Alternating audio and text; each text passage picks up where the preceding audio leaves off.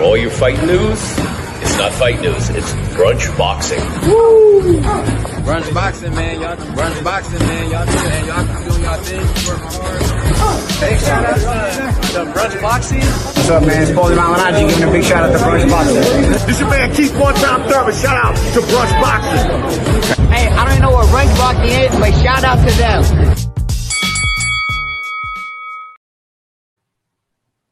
Good morning, good afternoon, good evening, good night, wherever you are in the world. This is Brunch Boxing. I'm your host, Matt. Big day today. Shakur Stevenson went to Zuffa. BBC went to the Zone. Shakur Stevenson has his hit list. Very interesting names on that. We're going to talk all about it. But first, I want to introduce the host of Brunch Boxing, the master of the walk and talk, the master of the sit and spit, the John Madden of boxing, reporting from parts unknown, my guy, EzRaw Boxing. Where did your car adventure take you today? I parked right here on the side of the road.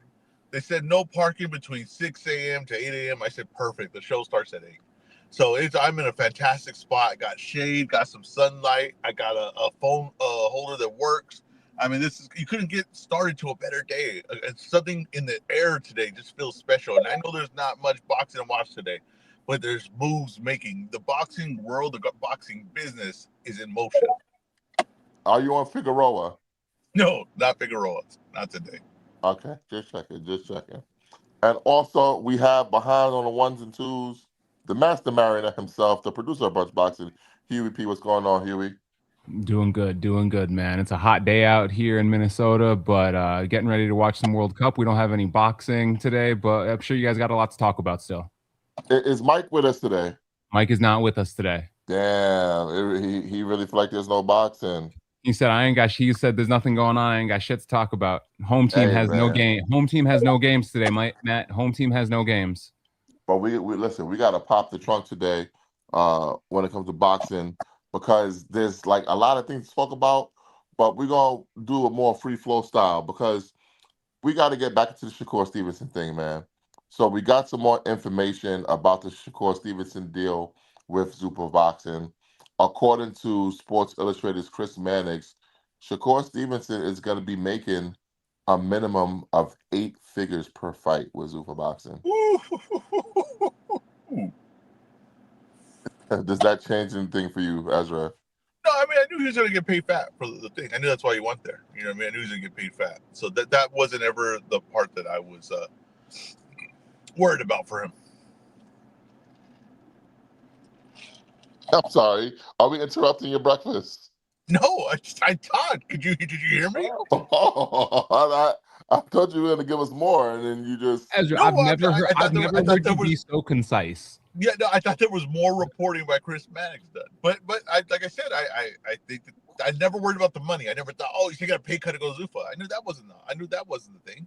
The fighters right now have the leverage, right? And I knew that there were no real pay cuts right now. Right now, Zuffa's overpaying. That's pretty obvious. We seen that with Conor Benn. We see that with Shakur. They're overpaying to get the guys to add legitimacy to their brand. That's what this is. And you know, you could technically make a case that they might have the best fighter in the world. You could make that case.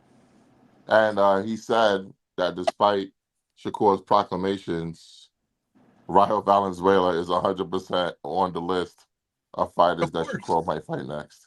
Of course. I mean, I don't understand people going so like, oh, no, that's not going to happen. It's like, why? He's on the same brand as the guy. Like, why would that not happen? Yeah, of course. I would imagine that. The more interesting thing is, could he get the other fights? Is those still an option to him? Are they going to be able to turn those around and make those fights? But I definitely always considered Rayo as an option. Well, let's talk about those other fights because Shakur Stevenson did an interview with Raheem Palmer, a.k.a. Rashadamis, of the Ringer Gambling Show, and he made himself a hit list of fighters that he claims he wants to fight next. Do you want that list? Yes, let's hear it. All right. So first name mentioned, top of the list, Gervonta Tank Davis.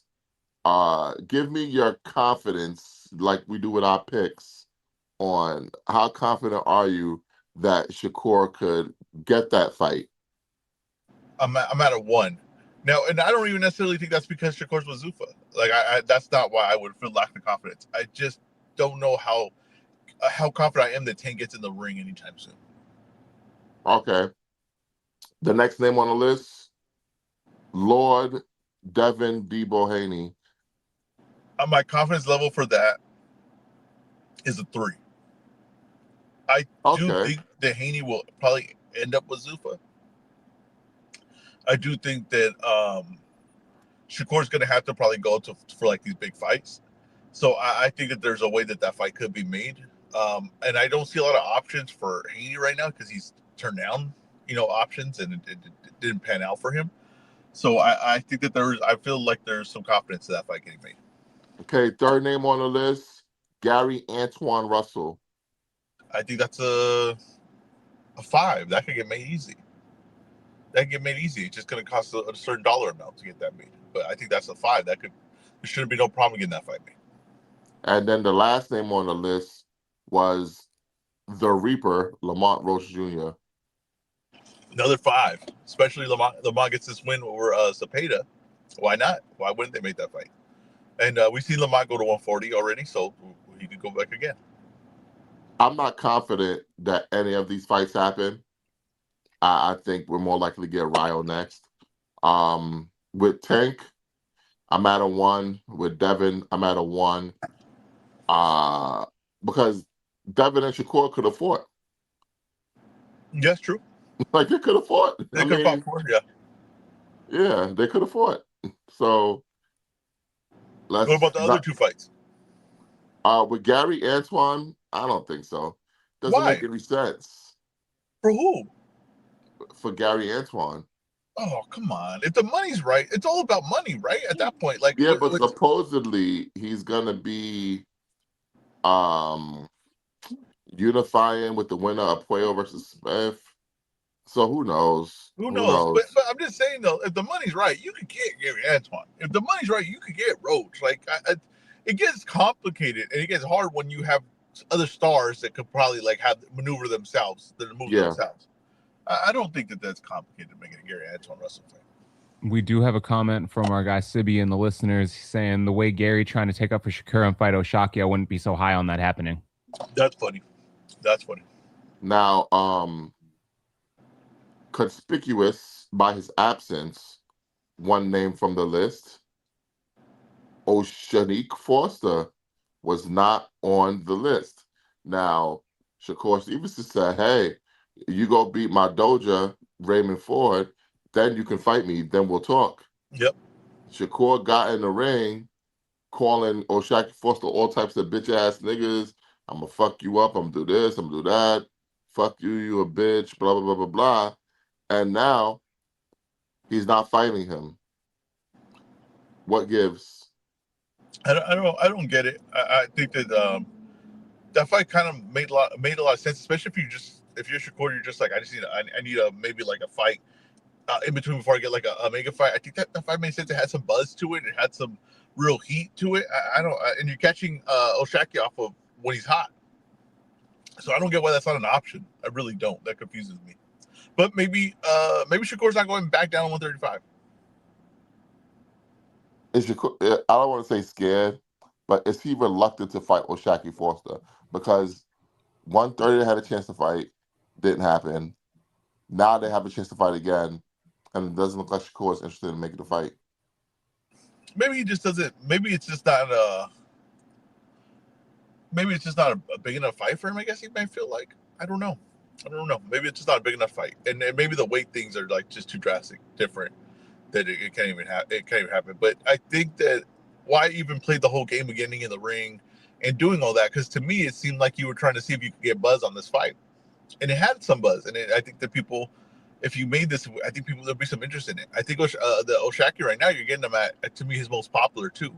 I think he has some like notoriety to him. So I think that fight should be able to be made, and I think it's still be something that they should be interested in. Yeah, I don't get why he's not interested, but O'Shaki Foster did respond to Shakur leaving him out on the hit list. Here's his response from O'Shaki Foster. Dude scared of me. He a lame goofy for real. Everybody see it. The biggest duck in boxing. I'ma keep spinning on his besties till he trapped in the corner. He can't hide forever. How many more besties could O'Shaquie Foster legitimately fight? I think he took out the one that was possible. He already fought and beat Ray Ford. Yeah. Like the other ones are higher weights. He could fight Keyshawn? No, because Keyshawn's 147. Oh yeah, that's right. He moved out to 140 already. That's about it. I don't think there's any more besties for him to go through. I don't think he should have to. You know, they can't treat Shakur like a Pokemon gym leader. You know what I mean? Should have to go through 4 people to get to you. All right, we do have someone joining the show right now. The man known as the Mexican Al Heyman, the COO of Brunch Boxing. Mike, how you doing today? Excited to join the show. All right, man. Just hearing it, imagine in high school, if I'm like, nah, I'm not going to fight you unless you fight my friend first. You know what? That's not a bad strategy to have. If you could be like the pack leader and be like, hey, if anyone ever has beef with me, they're going to have to go through like 3 of you first. You know what? That's not a bad way to run it in high school. I got to tell you. That's not a bad way to run it. A couple comments from the listeners. Sibby again saying I feel like Shakur killed buzz of a potential Shakur versus Foster fight. Also, as it doesn't have to happen at 135 since Foster said he would fight him at 140. And then Talk Trends is saying he should beat Lamont to eliminate Shakur as a fight for him. Well, how many people do we want O'Shaquie Foster to beat before he gets Shakur? Yeah, I don't get it. I'm very confused. But you know what? Though, funny is not even with the Shakur thing. Forget the Shakur thing. If Lamont wins and O'Shaquie Foster goes to fight, that's a very good fight. That's actually a really, really good fight, and I wouldn't mind that. It looks. What did they say? They reported that maybe that they're talking Foster versus Navarrete. Oh, Foster's in a good spot. He's in a really good spot right now because that Navarrete fight will be an excellent fight. They can make that as well. So he's in a really good spot. I don't get Shakur letting that buzz die on that fight. I just don't get it, EzRaw. You know, as a person, you tell me, hey, yeah, if you take care of this will happen. And I go do that, and you're like, hold on. Maybe I lied. Yeah, exactly. You cannot say, if you beat this guy, I'll fight you. And then say, you know what, never mind, never going to bring you up again. That's just, that for sure cannot happen. The first thing should not happen, but for sure the second thing shouldn't happen. No, but he did too well. That's the thing you guys are missing. I guess so. What else we got? Y'all didn't hear before, right? You fell? Well, my phone fell. Oh, well, you No, said you fell, we didn't hear anything. Makes me think that you fell. Hey, we don't hear earthquakes out here, and they say they happen, right? So, hey, it could have fell. See, here's the thing. I believe Matt because he sounds real far away from his phone right now, which makes it sound like the phone's on the ground and he's standing up. Yeah, or they're both laying down and the phone, is a distance away from them. On the ground, but I can't see where it's at right now. What are you talking about? Just show this. I gotta tell you right now, you're a mess. But I imagine if Matt did fall, like imagine the poor bottom tenant. He must have thought that the whole damn thing was coming down. Hey man, we don't gotta be rude. All right, what else we got? Matt, what else we got? This guy can't find his phone. Did he not give us a rundown? No. Oh Jesus! Oh Jesus! We're doing it, EzRaw. What did you always say? We're doing it live. Yeah, we're doing live. Well, then you know what? Then while we're here in the topic, might as well talk it. Okay, so Zuffa has Shakur. They basically put him through the machine right as soon as he signs on ESPN. He's doing Shannon Sharp. He's doing everything. Then they have the next day they do the Conor McGregor ceremonial weigh-in, and they have him center stage. They have Ryan there. They have Ben there. I mean, they are putting a full force of getting these guys front and center on all their events. They're going to do that. I imagine you'll see Shakur on WWE events soon. Front row, Shakur Stevenson. They're going to do the whole picture and everything. I mean, they're going to do it all. They're really doing it up. Now, they couldn't make it more obvious, right? I think we all know that Ben and Ryan's going to be made. Ben and Ryan's going to be announced soon. Do you guys see Ryan Garcia as a future Zuffa signing? Because it looks to me like that's pretty obvious. I mean, when they're handing out checks like that, Ezra, who wouldn't sign? So okay, now Mike, when you when you say it like that, right? Now, okay, but if they're handing out checks like that, who wouldn't sign? Is really the point though, right? So how many fighters do you think are gonna go and soon to Zuffa? Like, do you think that there's gonna be a big wave of guys, superstars, that go to Zuffa? Well, let's just say they got $1 billion to spend on fighters or whatever. Okay. I mean, they're gonna, as much as fighters as they can spend that money, as much as fighters are gonna go. Well, they got a budget. Well, that's what I've got to tell you. That's a little bit worrisome for everybody else, because the problem is what everyone else is trying to do this is they didn't have. I don't think could have been maintain it. I think these guys could maintain it for a little bit. So I do think if they're willing to offer like this, and I do think that these fighters. I'll tell you one thing. The one thing I see about fighters, if they feel like a brand's huge, and they those fighters see the Zuffa as like UFC. If they see it as that, they see it's like this is the UFC. This is this brand and everything. I think they like stuff like that. Like I think that they like it that this thing will put them on the WWE thing. They'll put it on the UFC. I think they eat that up. So let me ask you a question: is Zuffa going to go in that Goyard bag? In the what? That Goyard bag. Are you still talking from like 20 feet away from your phone? I'm not. Okay. No, you can hear much more clearly now. I didn't hear what you said. That Goyard bag. I don't know what that is. Maybe, yeah, that's what they see. You heard me. You just don't know what it is. Maybe that is it, actually. I really could don't hear as clear, but I also don't understand what that is. Ezra, do you not know what Goyard is? No, what is Goyard? Oh, man. Goyard. Oh, man. Spin that shit. Spin that shit. Spin that shit. You don't know what Goyard is? It's a luxury brand, Ezra. It's a luxury brand. How many times can I say I don't know what something is for you guys to understand I don't know what it is? I don't understand. Why do I have to do this 5 times? That's just called what is it? People being incredulous that you don't know something. Okay, explain what incredulous means. Flabbergasted. We're gonna be here all day. Find a word that he knows. I know we think Ezra knows it all, but struck in awe that you don't know it. Okay, what is the brand? Tell me, what is this? It's a luxury brand, but it's based off of that song that's real hot right now for the summer. Spin that shit. Oh, wait, hold on. Spin that shit.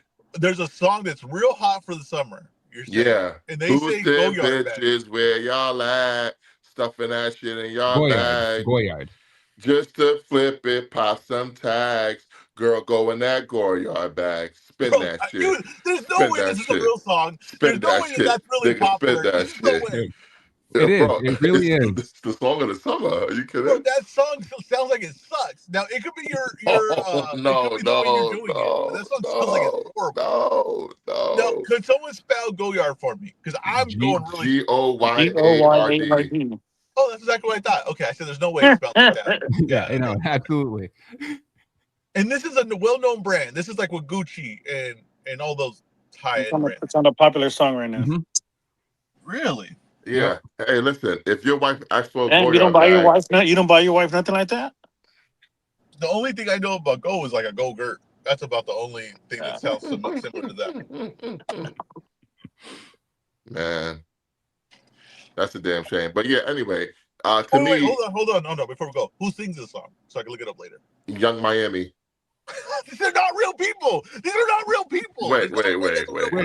We done talked about it a whole bunch of times already. We're gonna have to have a space that we're gonna have to have a conversation on the space about Ezra's cultural blind spots. I was like you like 6 weeks ago. Themselves after where they're at, like Flo Rida, Young Miami. Those are not good names. These are not creative names. So you don't know Young Miami from the City Girls? What? You're making up stuff. That's not a real thing. So you don't know Act Right, you can get smacked right? Come on, man. Bro, no. Real bag, give a fuck about a nigga. Stripes on the ass, so they call the pussy singer. I've never heard any of Oh my God. Wait, is this a woman or a man? A woman. So Young Miami is a woman. Yes. Yeah. She used to date. She's part of the City Girls. She used to date P. Diddy. Yep. Okay, Young Miami City Girls, not the. is a part of the City Girls, which not is the yeah. Which is another. The City Girls are done. Okay, now the City Girls. What were their names? All their names. JT and Young Miami. So City Girls is only literally 2 girls. Yeah. Outcast is 2 people. Okay. Whoa, Yeah, he's but, two. you know, it sounds like more, right? Okay, now JT, what does that stand for? I don't know. All right. And We might have to take that one back to the spaces because I think there's someone in the spaces that knows them personally. okay, all right, even more bizarre. Now JT and Young Miami broke up, Yes. breaking up City Girls. Yes. Young Yep. Miami came out and she was dating Diddy, which so she has to be like what age? In her 20s. Oh man, this guy locked this guy up. Now, okay. He is. Oh yeah, good. That's good. That's good. Okay, now he goes that she does now. She's making hits apparently. Yes. The song Yeah. of the summer. Okay. Now, what's JT doing? That's a good question. Hey, Matt, maybe you can learn something from JT in this. You can learn something from JT in this experience. That's all I'm going to tell you. All right, let's keep the show rolling. But is Zuffa willing to continuously spend on people? Is basically what I'm asking. Oh yeah. I mean, that's what. If they keep doing that, I just think that they're going to have a big advantage. Like I said, this is not a new idea, but it is maybe one of the bigger things to try this idea in boxing, which I always kind of thought, like, you know, if you're a guy that could buy an NBA team, you're a guy that could do that, you could probably go buy boxing. I always thought that was a possibility. I always thought you could probably go buy boxing. It's not that expensive. Okay. If this is what they could do with a big machine behind it, I think they could succeed. That's what I think. And I think that, like Mike said, if people are willing to spend, boxers are willing to sign. Okay. All right. Here's the thing, though. One question about that: who's spending the money? Is it TKO or is it Sella? I think it's Sella. Matters. I don't think it matters. I don't think it matters, but I do think it's Sella, right? Because they want this to be a UFC brand. This might be a write-off for them, Ezra. You know? No. It's not a write-off. It's an investment. They want it to be the UFC brand, and they want this to eventually just be the same cash cow that WWE is and the UFC is. That's what they want. That's what they see the potential as. I think it is important though, because if it's TKO spending, they're not going to spend as often if they're losing money. I agree. I think that if they talk Sella, but we know that TKO will not be spending because their earning call said that they take a fee to operate it, but they don't put no money into it. Okay, there we go. They convinced Sella that they can make this into the UFC, and they're gonna Sella's gonna invest in it to hoping that that's what this turns out to be, and it's a full court press that they're putting on. But like I said, I always thought boxing was you were able to buy it if you had the right amount of money. You could buy everything, and they're gonna fully test this out. Well, I don't think they can buy everything, but they can buy guys who like to pretend that they're stars. Yeah, I was gonna say that, man. Or really sell on their own. Or don't believe in themselves. You got to have a certain confidence that you could sell, and this is what I do. And if you can't, there's a little bit of insecurity that creeps in there. That you know what? Let me just get my money because I'm not. That's fine. That's fine if you're Canelo and you're Floyd Mayweather. I'm gonna tell you right now, we don't have a lot of Canelos in Floyd. We don't have any Canelos. You got to believe in yourself, Ezra. You got to believe you're that dude, and you got to take those fights. Yeah, but here's the thing, though. Here's the thing. If you don't have those guys, right, then you can buy anybody. That's the truth of it. Okay, if you're willing to pay $10 to $20 million per fight, guaranteed, every one of these guys is going to take that because I don't care. I'll be honest with you. I see these guys. I don't see any of these guys besides Tate. They could really get to basically 20 million guarantee every fight. I don't see it.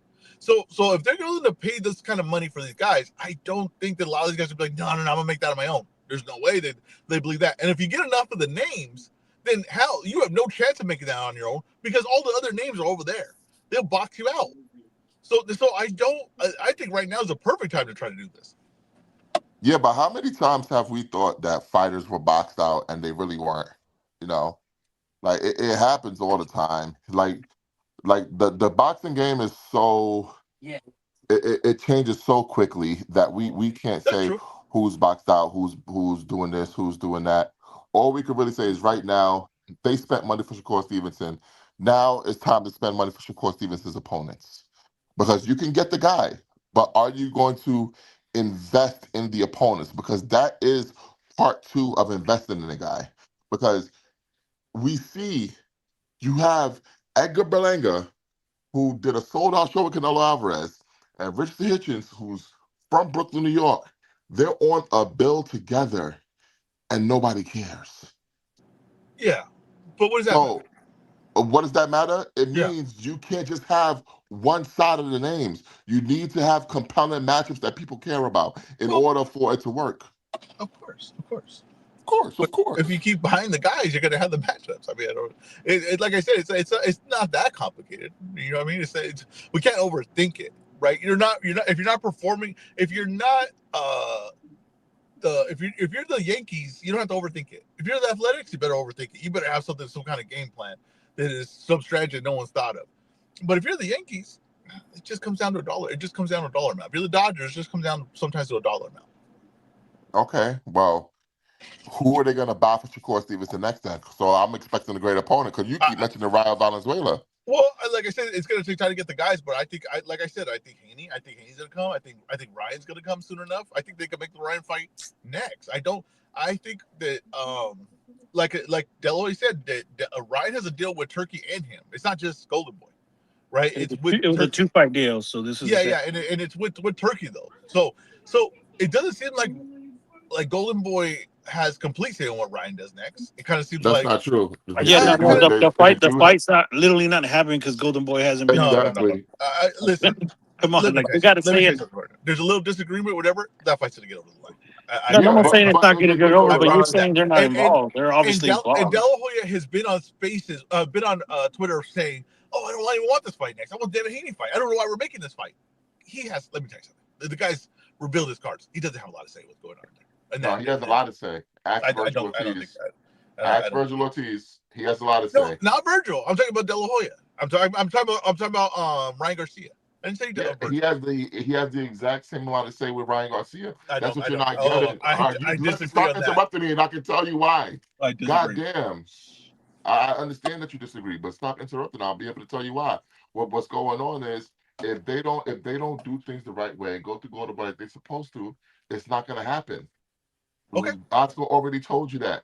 So he said, you know what? I'll play nice if they didn't play nice. But if they don't play nice, I'm not going to play nice. Well, Oscar basically saying is, I will match your energy. I can fuck this up. He said for weeks, hey, this is not happening because no one contacted me. But then this past week he said, oh, they finally contacted me. So now we can talk. But nothing happens unless Oscar says it's happening, and I don't understand why you don't understand that yet. Because here's can I explain? You can explain it when I'm done. You keep doubting Oscar every time. Oscar always tells you he's on the right side of the paperwork. Every time Oscar proves it, and you keep doubting it every single time. When did I doubt the same thing with Virgil. Question: when did I doubt in the Virgil situation? Did I doubt in the Virgil situation? I did not. You said, hey, if they say it's gonna get done, it's gonna get done. Now, what I'm saying is, and we often say, if you get new information, you have to take in that new information and present a different, whatever the current information you have.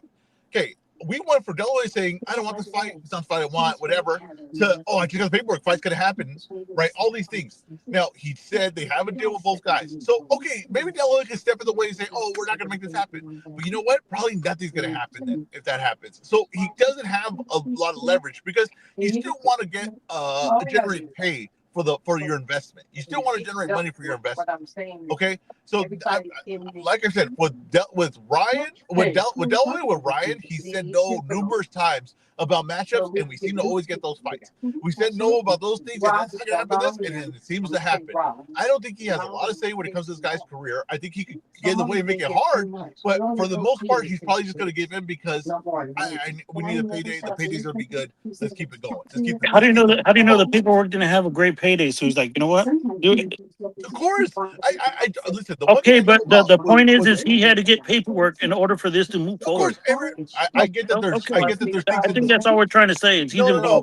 Because what you guys are saying is that De La Hoya is maneuvering this way he wants. That's not the case here. That was Brian. Okay, it's not the case, and it's clear as day that's not the case. Okay, I don't think De La Hoya wants this bad fight. I don't think he does. I think he would go a different route with it if he was controlling it. Not saying that he's worried about him losing, but it's just that it's not even. It's gonna be on a different. Probably gonna be he doesn't have a full control of the event, right? And I think that right now he kind of with Ryan, he kind of just has to go the way that they're going to go. But I'm sure he wants it in certain terms. But that's all I'm saying. That's what it is. It's not. He doesn't have a lot of control of this guy's career, and it's obvious. I don't know why you guys are arguing that. Like, what do you mean? It's He literally doesn't a care who 2-fight Ryan deal with fights. ring, and this is his second fight. Okay, Like, all right. what do you mean he doesn't have no control of his career? Okay, there we go. We could move on to the next one. Not saying that. Yo, this guy, Basquiat NYC, always complaining about something. What do you I'm say? sick of you. The background noise is so loud. You know what else is loud, Basquiat? Your stupidity. It's loud every fucking week. That's not true. Okay, That guy. every week. I didn't hear the background noise, but now that Basquiat brought it up, I cannot hear it. You know what I mean? That guy is a sharp guy. I'll tell you that right now. He's got his ear to the ground, and he's really aware of what's happening. Let's talk about this PBC to the zone thing. Okay. Obviously, we heard the news. PBC, the zone multi-fight deal. Some of the fights they were talking about. Did you see the list of fights they were talking about, Ezra? Yes. Okay, so of those fights, we had Sebastian Fundora versus Maj, blah blah blah. We also had Jesus Ramos versus Miran Nursultanov. We had Brandon Figueroa versus Tomoki Kameda, and we had Jose Salas Reyes, aka Chapulin Reyes, versus Michael Angeletti. What are your thoughts on that lineup of fights for different events? I like 3 out of 4. I like 3 out of 4. I don't care for the Fedora fight. Now, listen, sometimes you make excuses for certain things. I feel like I've been making excuses for we made excuses for the Fedora Thurman fight. I didn't like it, but okay, what it is, it happened. Pay the out of it name. There's real work to get done at 154. There's real work to get done there. He's gonna have to get involved in the mix of this. I mean, we got to see it. If this fight's gonna happen, fine. I don't care for it. If Matt, you're gonna say he's getting rid of the mandatory now, so we don't have to deal with it later. Okay, then fine. If there's some kind of strategy to it, that's fine. But I need to see some real work getting done. The other fights, like the Ramos fight, I like. I listen. Ramos to me did not look overly impressive against Shane Mosley Jr. He didn't. He didn't. I think that's a tough fight. I think that's gonna be an interesting fight. It's a fight I want to see. Figueroa versus Kameda. I think that's an action fight. I think that's a fight where the styles mesh really well. So I think that's gonna be a very entertaining fight. And Angeletti versus what's his opponent's name? Anyone. Kameda or Salas Reyes. Chapulin. Yeah, Chapulin, man. Yeah, that's gonna be a really good fight because Angeletti, right, is a guy that you've been talking about for a long time, right? And we want to see what he really has. Well, we're about to really find out, and that is a fantastic. To me, those are the kind of fights I like. I like when you got a guy that's a champion, you got a guy that we see potential in, we see the thing, and we're about to find out the truth. Those are great matchups. I'm never going to be negative on a matchup like that. Breaking the conversation here, I do want to introduce a guest, frequent guest of the show, host of the longest running boxing show on YouTube, Boxing Source, J.R. Bell. How you doing today? Yo, what's going on, man? Just, catching up here on Brunch Boxing. Hey, listeners, hit the like button. Those on Spaces, y'all go ahead and follow Brunch Boxing. No, y'all pretty much like open the whole the show with the thing with Shakur and Zuffa. I don't know what to make of it. I know that there's been some talk. I know someone made a recent post about Mr. Shakur Nafisa Heath Stevenson, and that person was Mr. Oshaki Foster. And I know that he's, laughing about the whole thing because he would have thought that Shakur would have been a man of his word. But as of right now, it doesn't look like that is the case. As far as Shakur signing with Zuffa, I don't know if it's going to lead to a Rayo fight. I was hoping that it could eventually lead to, I don't know, Conor Benn, because he did have a face-to-face with Conor Benn as well. So as of right now, it's unknown what's going to be the next move for Shakur Stevenson. I know what he was talking about, on, Sports Center or, on Nightcap, but do any of y'all believe what he was talking about in those shows?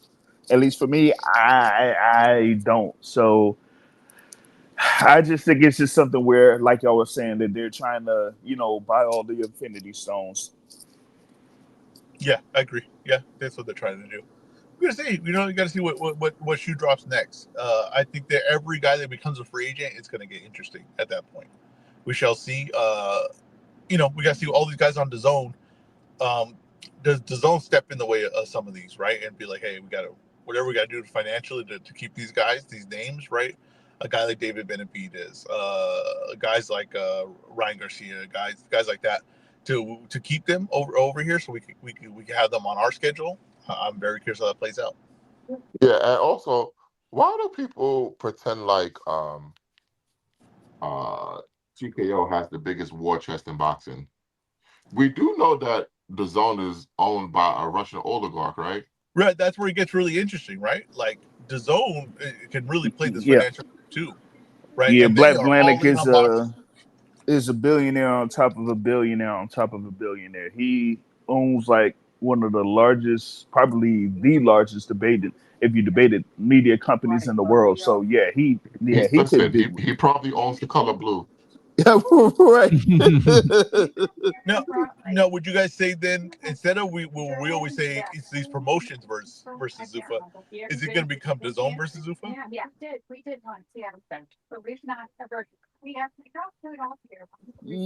Don't answer all at once. Probably.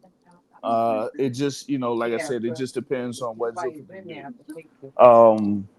I still got to see how they work out their current media distribution deal with Paramount. But outside of that, if they try to expand, then we'll see. But I think they're gonna have, as they say, like Sailor or TKO involved, which means Ring Magazine or Ring Events are gonna be part of that too. So that's how I like incorporated Conor Ben, because when Conor Ben was said to be signed with Zuffa, they TKO pretty much came out and said no, that's basically Turkey Al Sheikh, acquiring Conor Ben's services, so to speak. Yeah, that makes sense. How is it that one guy has his fingers in every pie, but yet the boxing picture is still all murky and fucked up? Doesn't make sense almost if you think about it. Like, who has their own businesses competing against each other? Like it just doesn't make any sense. It's an interesting business trend. Internal competition. What he's doing is the boxing Hunger Games. So you don't think the Peace Summit worked, huh? I don't think there was a Peace Summit. I don't think so. There was either. Nah, that was just the meeting, man. That wasn't no Peace Summit. That was. I think they're negotiating Joshua versus Fury. Yeah, that's all it was. It was just negotiating. Man, I want to go back to the 4 fights. Okay. Reyes versus Ancelotti. Is that the most underrated fight of the year? I think it's a very underrated fight. I think that like I said, I think the boxing fans, like, I don't know. Sometimes they don't know what they want. Hey, you got two young guys fighting each other, top of the game. It's like, that's what you want. And it's not always going to pan out that's a great fight, but you're going to get an honest result. Like, that's what you want. I don't understand pushing back on that. Yo, who's like in a office or something? Man, keep your homegirl down. Okay, thank you. Now you want to just. I can hear all New York. We should put featuring all New York on as who came with the guest channel. I already know what time. I already know what time the station stops and everything by now. It's like I don't even live there. I don't live there. You know what I realized? One thing I realized from Matt traveling, because he's a traveling man. People in New York got really nothing to say. I've never heard one interesting thing in his background where I was like, hey, what an interesting. What about the time where the guy was screaming bloody murder for help? Yeah, and I was like, oh, man, you gonna help that guy? You're like, he just missed the butts. I was like, there's no way. Yeah, there's no way this guy's screaming for help, and the only thing he did was miss the butts. All he did was miss the bus. And there was another bus behind it. Yeah, I could see that in New York City. Well, they would just scream and go crazy about missing the bus. Yeah, that can actually happen. It sounds like chaos, and it sounds pretty boring. I got to be honest with you. And I'm a guy that likes to, pay attention to people's conversations. Like if I'm sitting there, someone's talking, I'm gonna be like, what are these guys talking about? And I've never once been like, "Hey Matt, keep it down. Let me hear the person in the back." It's never happened. I'm not gonna lie, our guy from Keep It 100 Boxing, Ty, he had a very interesting background today. He did. And Ezra, Yo. off air, you had a very interesting background the other day. Yes, you did. I was telling that to my wife. I told my wife. I said, "Hey." Oh, so what was going on in the background? You can't play it live. You said, hey, Matt heard you? Yeah, I was like, "Hey, Matt heard our conversation," and she was like, "What? How?" She's like, "I thought you put mute on the space." Like, wasn't a space. Didn't realize that when you set up a StreamYard, it just stays and keeps the microphone on the whole time. Was not a space. Yeah, you got to mute your mic there. Mm-hmm. She was probably mortified. I'm just glad I didn't say anything too crazy. There's a reason he's in the vehicle now, Matt. There's a reason he's in the vehicle. Hey, I'll be honest, Ezra. I still want to know who she was talking about. That was a very interesting conversation. And Matt's texting me the whole time. I can hear you. I can hear you. You even put an exclamation point on your own tweet. I'm like, come on, man. Like, tell your wife stop talking about Jenny Sachs. Bro. If you know, you know. Oh man, that shit was too funny. But yeah, I love this Chapulin and Angeletti fight because Chapulin is gonna give Angeletti all that he can handle, and Angeletti's gonna have to fight him off. He's gonna have to fight him off because Chapulin doesn't stop coming forward. He doesn't stop throwing punches. And Angeletti, he is a defensive minded wizard, but he could get sucked into a war. And the Kameda was a fucking Figueroa fight, bro. That's gonna be all action. Yeah, I mean, if we couldn't get Figueroa versus who's the WBO, because they thought about having a unification with Figueroa, but this is a nice consolation prize. Exactly. This is good for the eyes. Yeah, it's gonna be really entertaining. It really is, and then from there you have 1,000 other matchups now. Like, so the one thing, it's like if DAZN can really get these guys to make strong schedules and make their guys fight each other a little bit more consistently, like it could really be something special. Like, it could be that. It really could. It could be nothing. It really could. We could be very frustrated with it as well, being like, hey, these guys are all the same thing and they're still not fighting each other. Like, this is what we're getting. So it could be extremely frustrating, but it could be really special. And these matchups, I'm very curious because, like, if PBC could get a steady schedule, I'm very curious on how they're able to build their guys, because I think they've always been pretty great at that. So I'm very curious how they could build a new batch of guys coming up. And all these guys are kind of on the same playing field now, so it's like you're really going to see what promotions excel in this situation.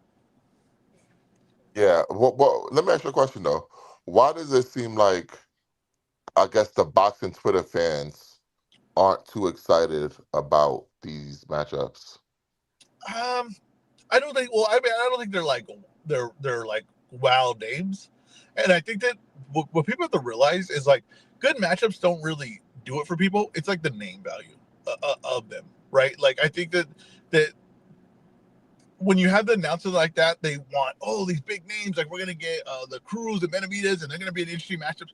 And I think that when they didn't get that, they were kind of like felt underwhelmed, I guess. But you have to think about, like, just like what I think about in boxing is just like, I just want something that is kind of hard to predict. I want something that is like has some mystery to it, and it's two guys fight at the top level. That's why I see matchups. But it didn't have the name value, and I think that's what people kind of shot it down. Yeah. Now the Jesus Ramos and the Sultanov fight, to me, that's interesting because do we really know what Jesus Ramos is? I like I said, I wasn't impressed on his first middleweight fight. I was not, or if that was the second, I don't remember. But I was that Shea Mosley Jr. fight.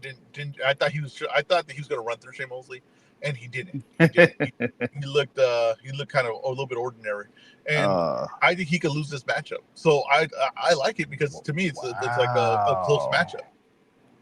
I thought that was a good fight. The Ramos versus Mosley, I thought it was a pretty good fight. It was an entertaining fight. Yeah, but I don't. I think with Shimon doesn't show me anything really before that says like, hey, you know what? You should be in an entertaining fight with Shea Mosley Jr. You know, back and forth fight. That's not what I saw. That's not what he needed for that. I don't know. Maybe the thing with Ramos was when he was at 154, a lot of the fighters that he took on were like, you know, smaller, whatever it is. So he was basically a 160 guy fighting 154-pound guys. Yeah. We see that happen, right? What's his best performance? Like, is it Joey Spencer fight? You know, what's his best performance? What's his best performance? I have. He had. I thought it was the Rosario fight, or what else? Because remember, he had the joint with Erickson Lubin where he lost that Lubin fight. I know a lot of people think that's whatever. I thought Lubin beat him. I thought Lubin outboxed him. I really did. I thought Lubin beat him. Yeah, so I think he's one of those guys that looked very interesting when he was crushing cans and coming up. He looked like, man, look at his build, look at what he could do.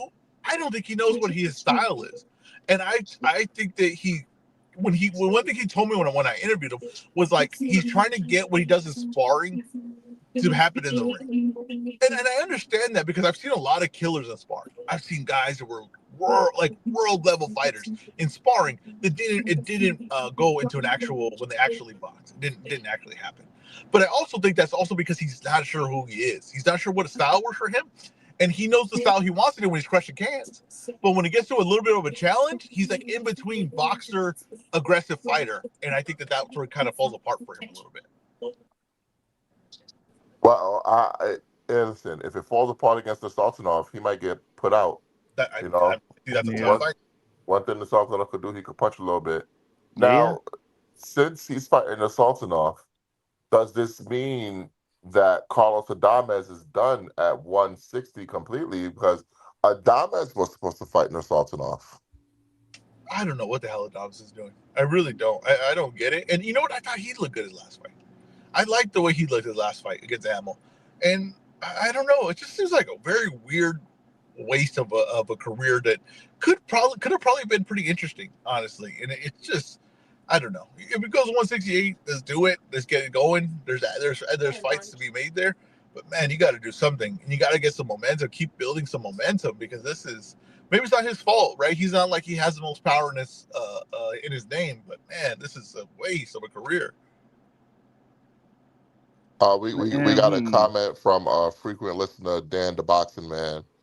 He said there's a side of people on Twitter that just hates whatever PBC puts out, but they didn't say shit about Keyshawn versus Albright 2 or the upcoming Terramona versus Savage bout. First of all, you're right. But Terramona versus DeAndre Savage. Oh, no. Let's go. Let's go. Hey, Dad. You my God, Dad. But you're way off base with this one.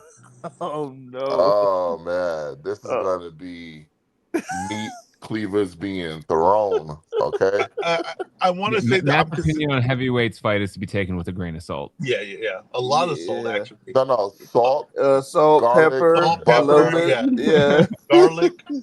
Yeah, salt, garlic, butter. Hey, he's gonna eat that meat. Seasoning. He's gonna eat that meat. Sauteed mushrooms. God. He is gonna eat that meat. Now, whoa.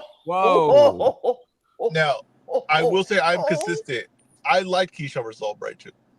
I thought people were really down on that fight. And I was like, it's an interesting matchup. Now, did it pan out good in the ring?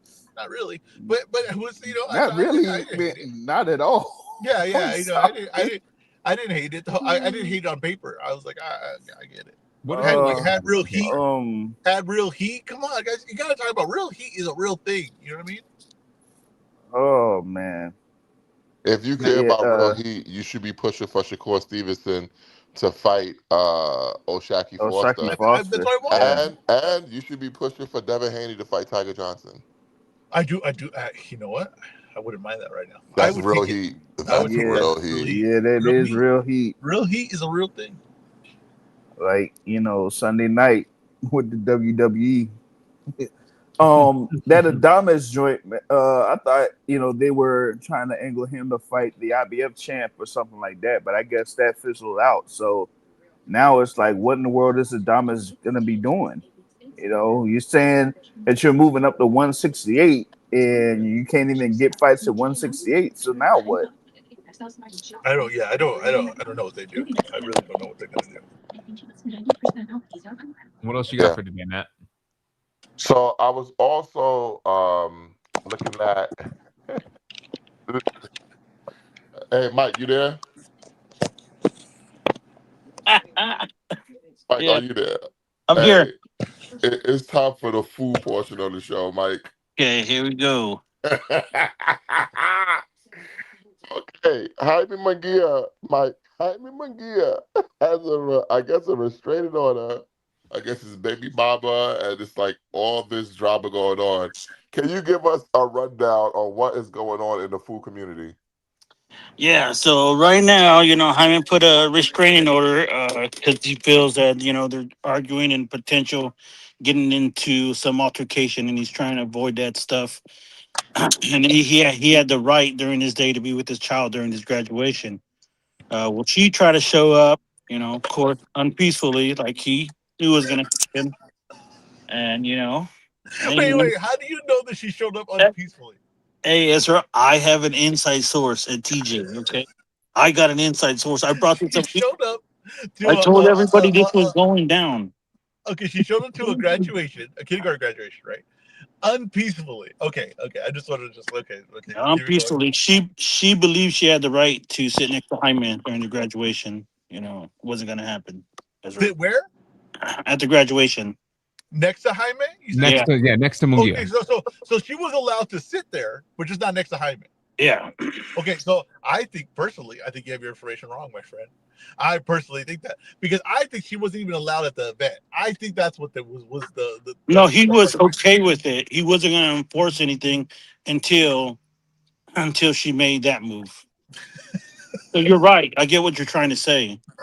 But, And who enforced this? I'm just curious, Mike. Who enforced that she was removed from the graduation? Yeah, the school administration called the policia, Ezra.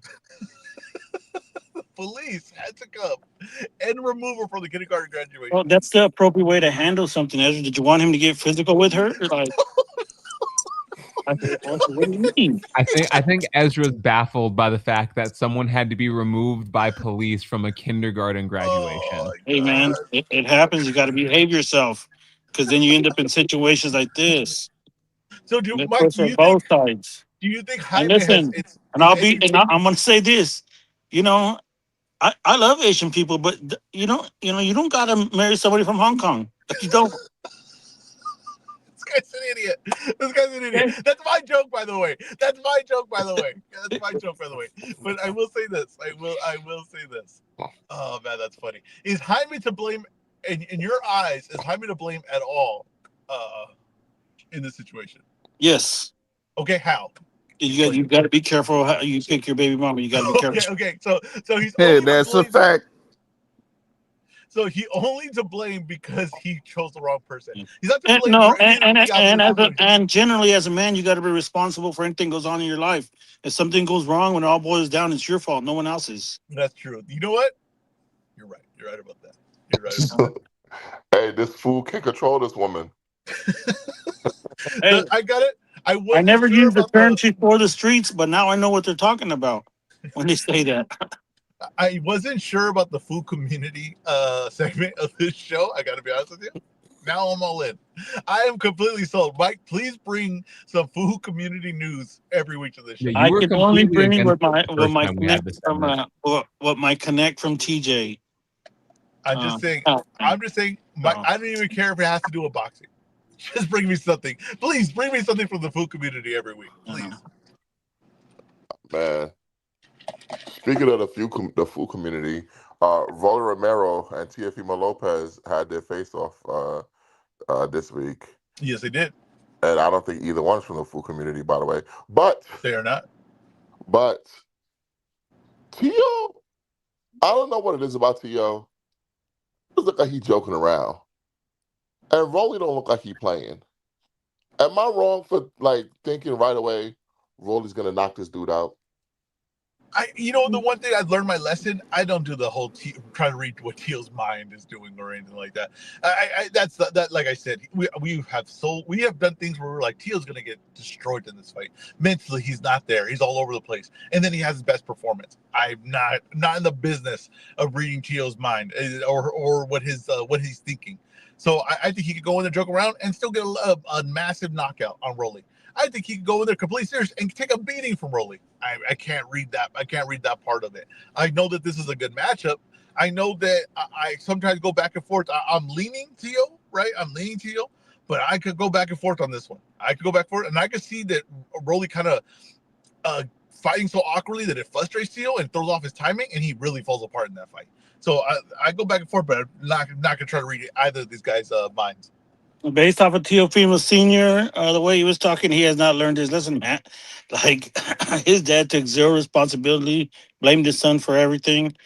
So we're going to get the same thing that he gets in the corner every fight, and that's not good. The one thing that Teofimo Sr. said that I didn't know was an advantage in a fight is he says You're gonna hate yourself, bro. He says we know how to lose now. I said, I don't think that's a good thing. I didn't think that's a positive thing. But he said that Shakur, he goes, he feel bad for Shakur because Shakur doesn't know how to lose. And I said, you know what? That's a fact. I said, that right there is accurate. He's speaking truth there. They do know how to lose, and Shakur doesn't as of right now. Now, could it be that him saying that we know how to lose is we know how to bounce back from adversity, and because he is a drunk, he doesn't know how to elocute himself? Well, here's the thing. I don't know what that last word you just said meant. But here's the other thing that I'm going to say about that. There's no proof that they know how to do that because they haven't done it yet. So that's I guess you're right. They have lost before. You're right about that. Well, actually, so did he just learn how to lose? Or did they learn how to lose when the Cambosos fight? That's actually a better question. When did he learn how to lose? Did it take 2 times? Or was it the first time? I think that's right here. I think he's just saying they know how to bounce back from adversity. Oh, okay. All right. That's all. We shall see. I mean, does Teofimo Lopez Sr. strike you as a wordsmith? No. Yeah. All right. So, Ezra, you got to fix the channel. Brick Squad wants to send super chats. Oh, with Tom, I got to send an apology video to YouTube apparently, with my face in it, with a newspaper of today's date, stating why. I don't know what I'm asking for forgiveness for YouTube. I'm not sure. So, I would love for us to get super chats, but YouTube wants an apology video for I don't know what Matt did, where we needed to send an apology to YouTube. Wow. So you don't know what it is, but you're automatically blaming me? I don't post on the YouTube. What I do is original content of me in the car. We can't get in trouble for that. But what the hell's going on here? I think my car's See exploded. that? But you're see the car's like what? Hey, Brick Squad! If you want to support Brick Squad, feel free to hit the Cash App, Brick Squad. $, is that your face? $, is that your face, Brick Squad? Yeah. Hit the Cash App. I'll just say hit the Cash App. Hold on. I just saw the gayest comment in the history of brunch boxing. This is a recorded show. No. We can't wait. We can't use the word gay on brunch boxing. And you wonder why you got to send this apology. You wonder why you got to send this apology. I'm just hoping that Huey just does it. Hey, please. This is live. Guys, please put this comment up here. Please. Okay, please. Here we go. It says, laughing my fucking ass off. Hold on. Listen. It says, well, I'm not hitting up Matt's Cash App. I want it all for King Ezra. Whoa. Ezra, I want you to know that comment is coming from a guy named Brick Squad. hey, more like bricked up.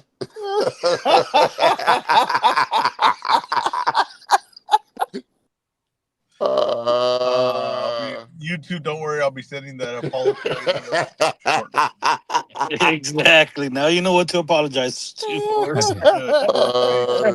Come on, Matt. You guys was like, you people realize that we're like, oh man, we're building this brand. It's gonna be so great. We got all these things, and then Matt goes there and just starts boom. It's like, hey, whoa, we gotta, Hey, you know what I realized, Ezra? I think me doing a rundown every week is to keep me from being who I really want to be on the I show. think it is. It is. I think it is. It is. If I, It's to keep Matt on track. yeah, he gets off the rails, and it's just like the show's just chaos. You know what I mean? No, every time there's been a break, I've been like, "What else do you have for the show, Matt?" Yeah, I've been trying to keep it on the rails. Hey, 'cause I read I that comment and I went over it. I was gonna. I almost thought about hiding it just so Matt didn't see it. You should have hit that bad boy. Hey, you know what? Sometimes I can't help but bring back the MVO flavor to brunch boxing. Oh man, I don't know what to tell you, man. It's just the Oh, way good I time am, right there. man. That was Yeah, good man. time. That's who I thought I signed up for. I thought I signed up brunch boxing for. So Shit. I was ready to buy that. Shit, that is fucking hilarious. All You right, got any quick hits for the day? No, fuck the quick hits. Let's get. I still want to talk about this PBC stuff. So there's a lot to unpack here because Gary Antoine Russell is going to have to come back. Okay, do we see him coming back against anybody significant? Is JBZ still with us? Oh, JB would know. Yes, I am. You are the Russell Whisperer. You tell us what's going on with these Russells. I'm not the Russell Whisperer because I have not, heard anything from them in over a month. It looked like they were like he was in line to be fighting Isak Pitbull Cruz, but as of right now, it doesn't seem like anything has been done yet. So I don't know what's going on. And given what has happened over the past few weeks, I'm not liking what's going the movements, man, or what's been said, because you wouldn't expect that from Gary Antoine Russell, especially from what he was saying the past couple of years. So what's going on right now, I don't understand it at all. Yeah. The one thing that I would, if I could have it my way, right? If I ran the zoo like Mr. Magoo. No. Hold on. No, isn't it Gerald? First of all, Mr. Magoo is someone completely different. Okay. Yes, but he is. You are Mr. Magoo, actually, Ezra. But if you ran the zoo like Gerald McGrew. Yeah, it's Gerald McGrew, man. If I ran the zoo like Mr. Magoo, I would give PBC a TNT date, and I would put Pitbull versus Russell. It's a fight that, to me, you got Pitbull, who is a star, Russell, who's a rising star, and you got two styles that really, literally cannot disappoint if they get in the ring with each other. It'd be a violent fight, it'd be an entertaining fight, and it'd be a guy that wins that's going to have a lot in front of him. That's what I would hope that would happen next. Yeah, I need to see him fight somebody interesting. I just want to see him back in the ring. Yeah. I'm glad he is finally fighting 2 times this year. Yeah, exactly. Like you have a performance. Had a joke about that. You have a performance like he had against Rayo Valenzuela last year, and then not get back in the ring until the following February or whatever it was. So. Yeah. At least this time he's fighting twice. I would like to see, because I've noticed that PBC has signed some guys and not announced it, like under the radar, like Albert Bell. Right. And obviously Tomoki Kameda's with them. Maybe he was with them the whole time. I know he's with them now. I would like to see them sign a few guys. I want to see them sign a Rashidi Ellis, who is going to be the official brunch boxing fighter. Duke Reagan is with PBC. Abel Mendoza is with PBC. So there's gonna be a lot of matchups put on these cards. Like when people saw these 4 fights, they thought that's the fight and that's the main event and that's it. No, these are just 4 fights that are gonna happen this year. But not all of them are necessarily the main events. There's gonna be a lot of different fights that happen this year. And please do not forget the Charlos are coming back also. Jamel Charlo mainly, because Jamal, he's already fighting in Australia. But Jamel Charlo is coming back this year also. So that's going to be another guy added to the mix. honestly, I'm very excited to see what PBC does for the rest of the year. Yeah, and I think I really am.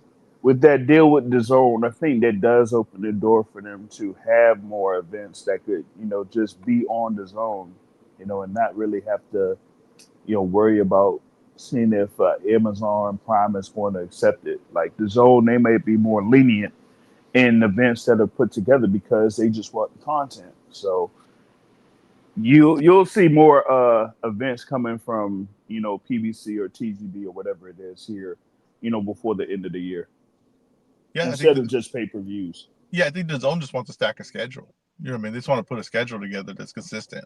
They have this whole, Saturday nights are for fights or whatever. So it seems like they're trying to have something going at all times. Yeah, yeah.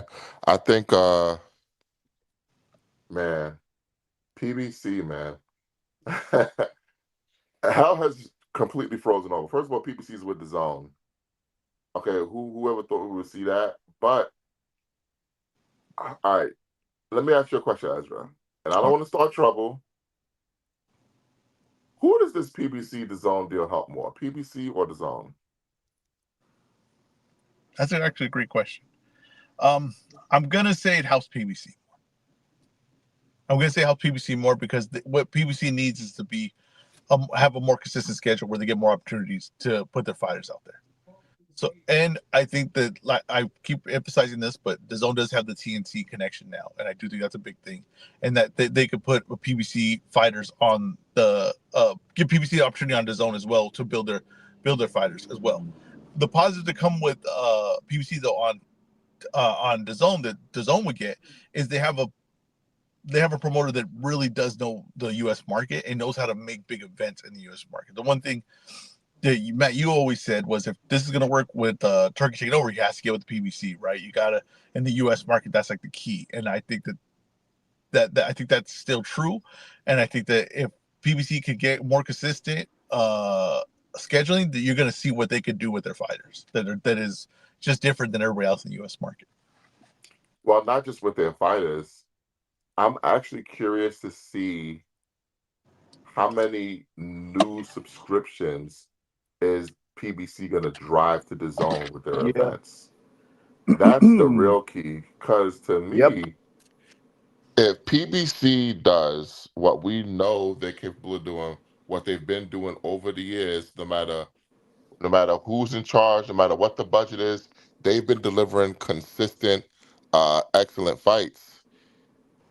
If PBC can drive subscriptions to the zone, who's to say they're not gonna get the biggest budget at the zone? Because the zone wants bang for their buck. The zone wants to drive subscriptions. So if you have someone who you know could drive, because I mean, let's be honest, Matchroom, Queensberry, Golden Boy, they haven't exactly been driving subscriptions. It seems like the zone has been stagnant over the years. But with PBC, let's see. Yeah. And Yeah, if I you're a think that's person, it. and if you're a person that orders consistently PBC pay-per-views, right? Then it is kind of a deal to get that the subscription, right? Like you pay 44 and you get all the events for every fight, basically promotion. So, and the PBC ones, I think that is actually you start making that like, yeah, that's not too bad of a deal. I mean, you have their DAZN Ultimate subscription, that people can invest in, but PBC is gonna drive the American market because right now that's kind of been DAZN's focus or concern is that they don't necessarily have the U.S. subscribers that they will want. So I think PBC, having PBC events on there would definitely help that and seeing if they could grow, up to around what they want, like 650 to 750,000 U.S. subscribers, I think is what their goal is. So that, is a great move towards, getting what they want. And plus, PBC is going to have the guy that fights in May and September, so it just makes sense. I think the zone really got away with robbery. It's like one of your fantasy trades, man. The zone really got over. Hey, you like that They got salami the trade? they got the best worker in the business. So I was like, man, good for them. Oh man. So let's review the PBC announcement when it came to the zone. Because I want Ezra to book the damn territory. Okay. Okay. So they announced as part of the subscription David Benavidez. That was the first name. Okay. What is the path for David Benavidez in 2026? I guess 2027. Okay. 2026. It's gonna be tough. There's not a lot of options there. You guys aren't gonna like my path. Yeah, I already know it now, but I'm gonna keep saying it. You get David Benavidez the heavyweight. We end the year. David Benavidez debuts at heavyweight, and I'm gonna be honest, versus anyone. Lower level doesn't matter. You just get him in there. You debut him at heavyweight. You know who just signed with Matchroom? Andy Ruiz. You work your way to that Andy Ruiz fight, which I've been saying for a long time. That's a big fight. Andy Ruiz gets a tune-up. David Benavidez gets his feet wet, and in 2027, early 2027, we get David Benavidez versus Andy Ruiz for a heavyweight fight, for a mega fight, for a fight that every Mexican in the world will pay attention to, because you have two Mexican heavyweights fighting each other. It's fantastic. The whole food community will be in on this bad boy. The David Benavidez's path to superstar, to being the face of boxing. You may not like it or not, but sometimes, like I said, you can't choose. You can't choose your fate. You can only choose how you meet it, and to meet it is right. David Benavidez's path to the face of boxing is the heavyweight division. Now, what do you do with him in 2026? You just debut him at heavyweight, and you could be. And I've literally need. So we're not doing the unification with McKinley in that. Jesus, no. We're not doing the Baturbiev fight next. You know what you asked? Yoel, that's his name, right? Yoel McKinnon. Can you make heavyweight? That's what you ask him. Hey, can you make heavyweight? Because you are going to heavyweight. You are going to fight someone at heavyweight. You're going to debut a heavyweight, and it's not going to be a big name. It's just going to be, hey, David Benavidez is at heavyweight now. That's your selling point. Then it's Andy. Then it's Big Baby. Then then it starts getting real interesting from that point. So you would want David Benavidez to fight a 300-pound guy? Yes. 100%. Christ. 100%. The tough man competition. What are we doing here? Oh man, you guys. Hey, if you ain't got a vision, then put on the glasses. That's what I'm gonna tell you right now, because this is what the vision is. This is money. This is printing money. This is superstardom. And you know what? I believe David can do it. Well, my vision for David Benavidez is Artur Beterbiev in his first fight back. Okay, well, let's see if Beterbiev is willing to take that. I have my doubts. Yeah, well, wait. Cruiserweight. Danish cruiserweight champion. But why do you have your doubts that Beterbiev will take that fight? No actions he's done have shown me that he wants to take that fight. No actions he's done show me he really wants to take any tough fight outside of a Bivol fight that was going to get paid by some money that didn't actually exist in Russia. Okay, so I don't believe that Beterbiev wants any fight besides Bivol, and I think he's closer to retirement than he is from having another fight. Interesting. Second name that was mentioned in the press release, Errol Spence Jr. We know he comes back on July 25th this month to face Tim Tszyu. We assume he's going to win. Okay. If he wins, what do we want to see for Errol Spence? First of all, do we want to see him again in 2026? No. Nah. No, I think it'd be 2027. But I want to see. Like I said, I don't know if I want to see this, but this, if I was managing, if I own, Ren the Zoo, like Gerald McGrew is his name? Yes. Okay. Who is Gerald McGrew, by the way? He's the guy that runs the zoo. Okay. Here's what I would do. Okay. Dr. Seuss. Okay. Oh, okay. Wasn't a big Dr. Seuss fan for obvious reasons. Now, okay. Because you can't read?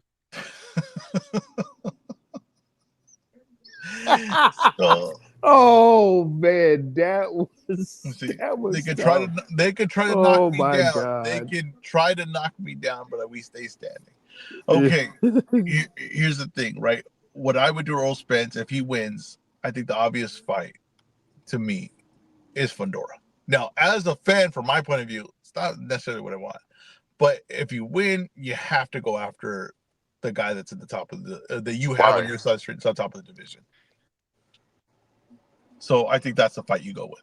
Why? Well, I think Eric's a terrible matchmaker, man. Wait, hold on. Earl Spence is a big name in boxing.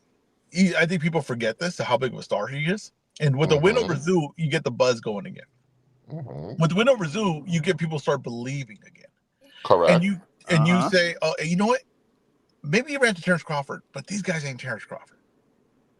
And maybe if it's not Terrence Crawford, maybe it's the same Earl Spence that was dominant before. And then you start getting the buzzes like Fundora, who we see as a guy that could be maybe a dominant freak of nature, but maybe we go back to what we were thinking before, that he didn't have a chance against Earl Spence. And maybe that's where people start believing that this is a good matchup. You said that to Texas, you get Earl Spence back in front of his fans, you get Earl Spence back in a sold-out house, and you get Earl Spence, a star of boxing, back fighting for a title. That's it's stupid. because, can I tell you why? You guys don't believe in Earl Spence right now. How is we do. No. But if he beats Zoo, I promise you, if he beats Zoo, then the people will be talking about, oh, he's back, he's gonna beat all the. You don't believe in him yet. You don't believe in him yet, and I'm not sure I do. I'm not sure I do. We do believe in Errol Spence, but Errol Spence is, as they say, a big event guy. And Matt, what do you like most in boxing? Big events. Okay, so after this fight against Tim Tszyu, I don't think that could be the next direction there for Errol Spence Jr. But Matt, you book the territory, or you run the zoo like Gerald McGrew, because after Tim Tszyu, who would you like to see Errol Spence fight next? For a second there, you couldn't stop rhyming. I'm just gonna tell you that. For a second there, everything rhymed. Give me Jamal Charlo. Or Virgil Ortiz. And that's what we mean by big events. Okay. All right. I don't mind either of those. What do you mean those are great matchups? Those are entertaining. Think about Fundora. That is a great event right there. What about the damn? Y'all said everybody but the unified champion at 154. What y'all want to see? Y'all say everybody but the unified champion. Don't want to see Boots, right? No, I don't want to see Boots right now. I want to see that. Y'all protecting him? Y'all protecting the Bruce, huh? We're protecting him. Come on, man. Come on with that. Hey, Az. He got Eddie Hearn matchmaking. You see Eddie Hearn matchmaking? Man's protection plan, man. It's crazy. The additional voice you guys are not entertaining. The host of the Sunday morning sermon, the host of the RNS podcast, TY Mr. Keep It 100 Boxing. Welcome to the show. And I come and keep it 100, man. Listen, like I said, I get it. If Earl were to fight Virgil, that's a big event down there. I get it. But you don't want to fight the unified champion from Philadelphia. I get it. Listen, I get it, Ezra. That's not a bigger event than those two matches. I get it. Okay, go. But okay, Mike. I don't know about that. Okay, I don't know about that. Be truthful with you. That's not a bigger event. Okay, listen.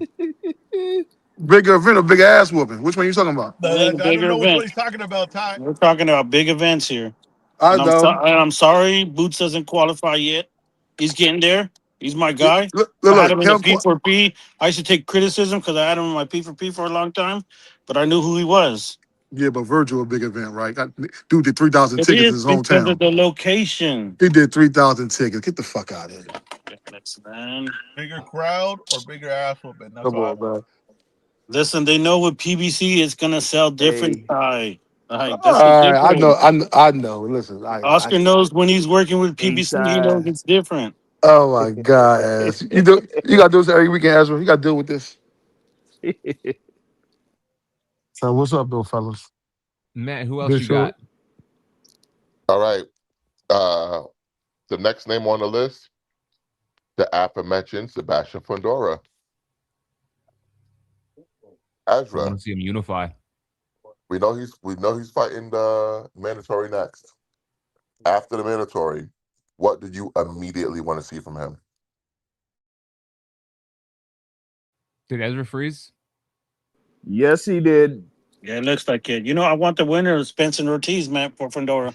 That's what I Oh want. my God! That's what Everybody I but want right Boots. there. You see Nah, I this want shit? Boots. And then the Oh winner gets my Boots. No, Ty. This is what. God! Nah, Ty. This is where I'm with you. I want Boots. You This is, gotta and love it, then the Mike. winner gets Boots. You know, the other side has to work hard too, Ty. They can't just get a shot for not taking any matches. Hey, remind me, how many belts is Boots gonna have in that fight, and how many is Fedora gonna have in that fight? What? They're gonna have a belt though, right? Boots is gonna have 2 though. So who did more work? No, I'm saying the people to I'll tell fight. you this: I would feel better about it if Boots came into the fight with 3 belts, No because one that said would mean he no fought one Josh said Boots Kelly. is not doing work. The guys they're He gonna should fight fight Josh Kelly. He could fight Josh Kelly, but that doesn't mean that Fedora, after Fedora fights his mandatory, that can't be the next fight for both of them. The way Mike is booking the territory, he would turn Boots Fedora into the biggest fight in boxing. These guys don't know how to make big events, man. He said he wants to see him fight Spence next, the winner of Spence versus Virgil, which means that's going to be another big event for Hold Fedora. on, what's Boots doing between now and then? He just said he's going to fight Josh Kelly. He's earned the right, like I say, to even get a little break fight. You know what I mean? Like he's earned that right too, Boots already. To have a big fight, then on the regular fight, then a big fight. What was Uisma Lima? Come on, Mike. What was Uisma Lima? That was a debut. Now, stay busy fight. Now here's the thing: why can't we have Boots fight Josh Kelly in the meantime, and then fight Jamal Charlo? I like that too. And the winner get the You gotta winner. find out I like that. who Mill's gonna fight. Sign us up, man. We got this all figured out already. He gonna fight. He gonna fight Boots in Philly. Yeah, wherever Boots wants it at. All right, because Wherever he that wants nigga- it at. dude ain't Wherever fighting he 4 wants years. it at. He ain't got no say over nothing. Wherever he wants it at, man. Jamal Charlo versus Boots is a Vegas fight, Ty. Why you think it's so small time?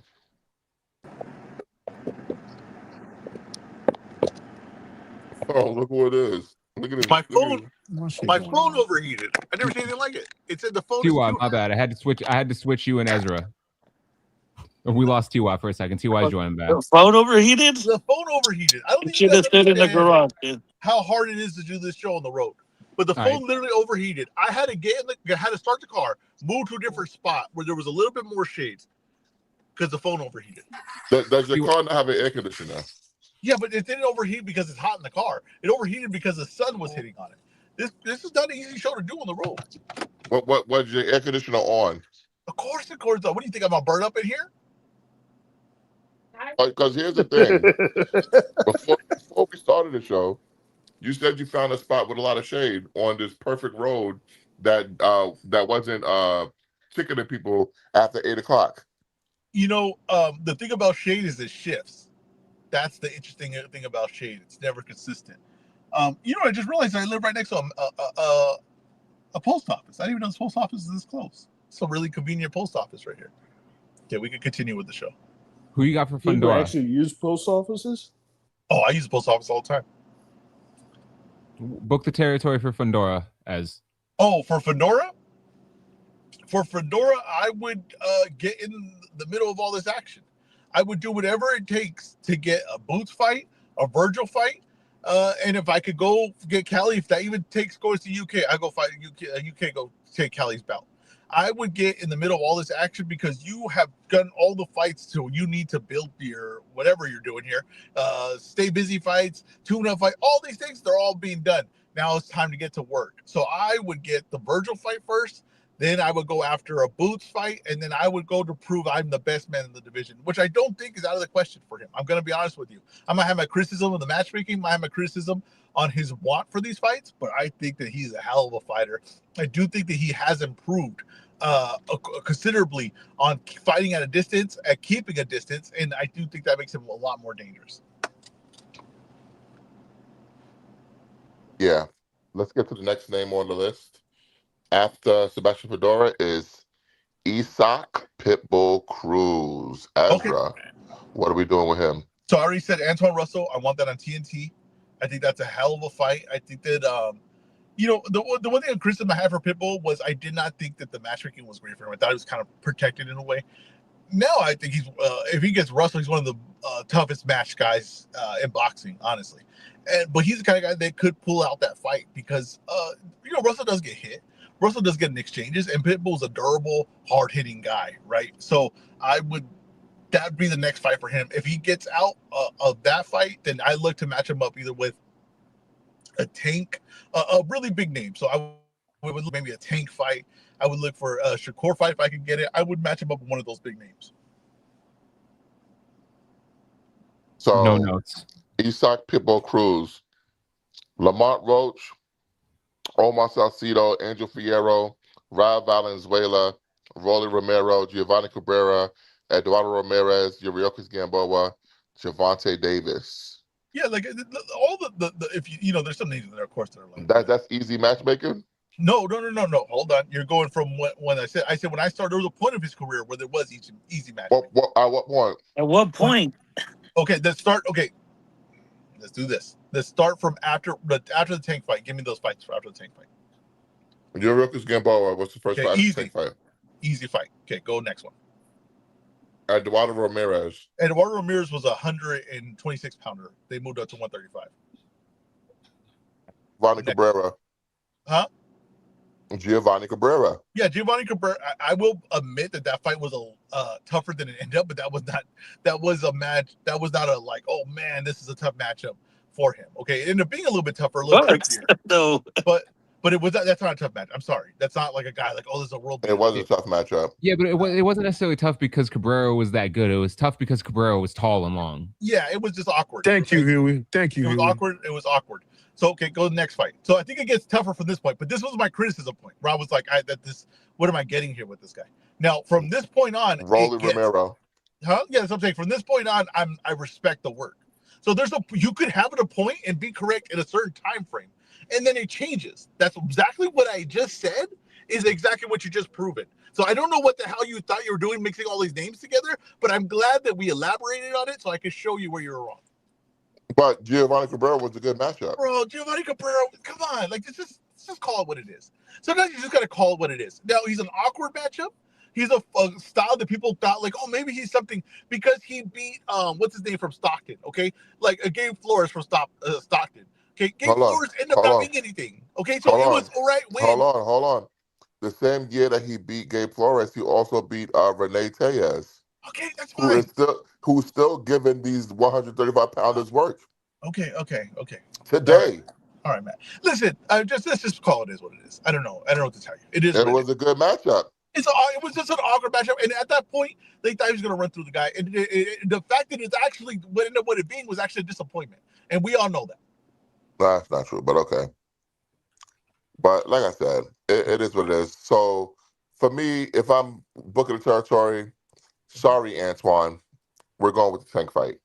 Isak Cruz is a minus 1,100 favorite against Giovanni Cabrera. Yeah, okay. I mean, of course. What does that mean? Of course, what does that mean? No. Tell me what that means. That means that it wasn't expected to be competitive. Thank you, Harry. No one thought it was expected to be a mismatch and that Cruz was going to walk through him. That's what was expected. It was a disappointment that he did it. It was a disappointment that he didn't walk through. Hold on. Do you guys I know that betting odds are made so that way they're made to induce betting on both sides, and minus 1,100 doesn't induce betting on Cruz's side. No, excuse me. First of all, that's not true of boxing. With boxing, a lot of these betting sites are not educated on boxing, so sometimes the fights are simply priced wrong. Okay. Well, first of all, that's actually not really true on boxing because boxing's been around forever. They have really smart guys in boxing. Now, if you want do you know how many times Ezra? Do you know how many times me and Boxrec Gray just scour looking for fights? Yeah, because we know on a lower level, yes, but when you get to the higher caliber fighters, that doesn't happen as often. Yeah, are you talking about a club show in Massachusetts? Yeah, I'm sorry, they don't have guys scouring for that. No, even when MVP started doing these fucking women's shows. So It was the watching the same goddamn thing. Use No one's men's watching boxing. those It's a different fights. sport. You're talking about Yeah, women's boxing. It's a different sport. No, it's the same shit, man. It's not. It's all the same Tired of shit. this. I'm tired of this revisionist not. history. But, And the thing but is, anyway, we don't even need to have this talk because What's the I next see name? that he's not I wrong. It's don't one of the care toughest about matchup Let's go guys to the in next For boxing. name. me, for Pitbull Cruz, I'm going with Tank Davis. That's the fight we need next. We need that fight right now. Let Tank return against Pitbull. Can I tell you And something? let's see where he's at. Can I tell you Sure. something? Sure. That fight we thought we were getting. That's what I thought we were getting. I was like, come back, fight Pitbull. I think it was very telling that you weren't getting that fight. I think it was very telling that they said, you know what, let's look at Floyd Schofield first. I think it's very telling that they think that's a really tough matchup, and they're unsure about that matchup right now. And I think they wanted a soft touch. Now you were a guy that bought this whole Devin Haney conversation, right? Oh, they think this Devin Haney thing's happening. And I said that's not gonna happen. It's not just a lot of talk, because it turns out, and I don't even know if this is true, but let's just assume it is. Turns out, same time he's calling out Devin Haney, he's calling out Bam Rodriguez. So who knows? So what does a call out really mean when it comes to Tank Davis? I don't know what it really means. I don't think it means much. But what I'm telling right now is I don't think there's a chance they put him in with a trainer change in a gap, and since he's been in with a Pitbull, I don't think they will. All right, next name on the list, the Charlo brothers. Let's start with a little Charlo, Jamel, who we haven't seen since September 2023. What do you want to do with him?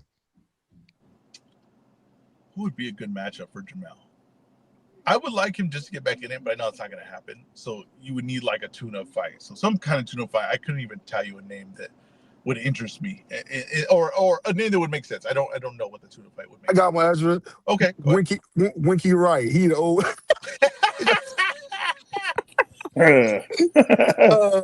Shit. No, but Go ahead. so yeah, just so whatever tune-up fight we got to get through for that, and then let's get him.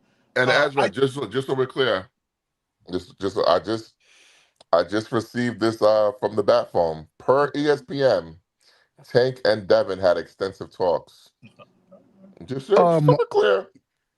What is extensive talks? Okay. What do they talk about? They talk about basketball, football, women. They talk about where they're going to buy their next bag from, TY. Right. Come on, what they talking about? The next Ferrari they buying? Hey, listen, all I'm going to say is you guys like to poo-poo things if it doesn't get over the line and make it seem like it's not a reality. Or all I know is this: when Tank Davis comes back, he's gonna fight a really good fighter. Oh man, that's all I know. Come on, man. Why put your neck out like that, man? Why put your neck out? Because that's probably what he was told. Yeah, well, let me tell you something. Sometimes maybe you should be like, you know what? I get what everybody's saying. Let me wait and see on this situation. But where are we at? And I'm gonna take it a step further. I would not be surprised if Tank's next fight is against Devin Haney. It's just a matter of if Devin Haney wants to fight. Or is it a matter of does Devin Haney want to cut a grip of weight and do a rehydration clause? Which one is it? Which one is it? Is it that he wants to fight, or is it that he has to cut his leg off? This is what pisses me off. This is what pisses me off about you fucking fake boxing fans. Does he have to cut his leg off? You guys say you want to fight, but you're putting conditions on the fight that haven't even been discussed. Come on. And then you'll say, well, we know what's going to happen. No. You don't know. Listen.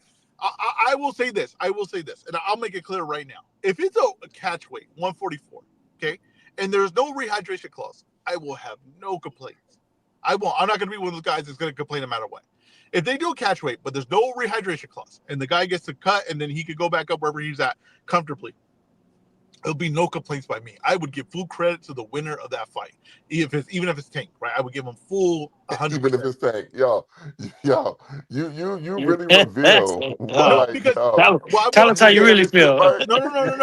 You guys don't understand. Why would I take credit away from Haney, who's doing all the work to get to the spot? So of course, even if it's Tank, if Haney's cutting all this weight, where I know he has a hard time probably getting 147, then I'm saying even if it's Tank, it doesn't matter. Haney's doing all the work. But 135-pound Tank moving up to welterweight is not doing. Okay, wait, hold on. That's easy. He fought at 40 before. He ain't fighting Yeah, 5 years. I don't get it, and it seems like he's not going back to 135. It seems to me like all the opponents he's talking about are higher weight. So No, now, so here's the thing about Tank. It's not about the weight for Tank. He transcends all of that. It's about whatever the biggest matchups are for him. He wants bigger. He listen. weight. Yeah, listen. He wants big events, and he has a certain list of niggas that he wanna slap around before he get out of boxing. The guy that transcends weight also has a very key weight requirements on his contract, but he transcends it. It's not true. Hey, Az, he transcends weight. Who the fuck did he? Roberto Duran? Get the fuck out of here. Get the fuck out of here, Ezra. You hear this bullshit? Like he Duran or some fucking body. Send me a DM. I'll send you the link. Oh my, he fucking he Duran. He transcends weight. God. Because Ezra's something else, dude. Like I'm Look telling like you have a special guest. Hey, wait. I thought you only had like so if you agreed with stipulations on one fight. If you agreed with the stipulations, it doesn't matter. Because the stipulations in general. Right, exactly. Oh my God, you guys! Exactly, it's crazy because he says he does it for Shakur. It's all right, that's Shakur. But once he does it for Tank, Tank's going to do this and that. Wait. Does what for Shakur? They fight at 144, so that means he's already compromising going down. Wait. Does what for Shakur? I'm curious. Does what for Shakur? He said he'd fight Shakur at 144. And I just said, wait, but I just said, right, 144 I'm good with. I said I am perfectly fine with that. I just said the catch weight. Now, I'm saying what about 143? I don't care. Whatever they agree to, you get to it. Okay? But if you have a rehydration clause, we have all this proof in the world that rehydration clause deteriorate a fighter, make him lesser than when he is in the ring. We have all this proof to do that. So why are we going to ignore that that's not real? Now, we could say, if you agree to it. But that's fine. But at what point is that not a sport and that's this guy having advantages over someone because he has financial he's more financial he's more financially better than other guys. Like let's be honest, let's just call it what it is. That's just what it is, right? And I'll tell you right now, Tank would not go to 130 and put a rehydration clause. Okay, he would not do that. Okay, he would not do that. There's a reason he wouldn't do that. Okay, so there's a reason why he wants this on someone. There's a reason why he wouldn't do it to himself. Okay.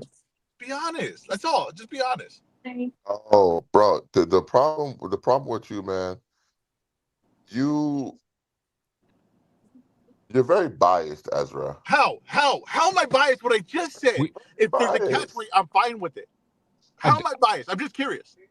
Listen to the language that you use. Oh, even Tank. Because it would have. Okay, Tank. this is the stupidest thing. This is the stupidest first, thing in the world. The first thing you said when we started discussing it, we know Tank is gonna put this clause and this clause and this clause and this clause. No. We do have a guest being added to the show. He is named himself Ezra's biggest fan, and I would like to let him speak now. I'm just Ezra's biggest fan. That's all. I just think he's a very handsome man. I'm here to support. That's all. First, I gotta deal with this every week. I got to deal with this. First of all, I want to salute Matt for. I don't know what the format of the show is, but I love that Ty comes on every week because I really love Ty's perspective. I really, really do, and I think it's absolutely necessary. So, salute to you guys. I got sent the link once and joined ever since. Yeah, salute because it's different opinions, and I enjoy Ezra's opinions as well.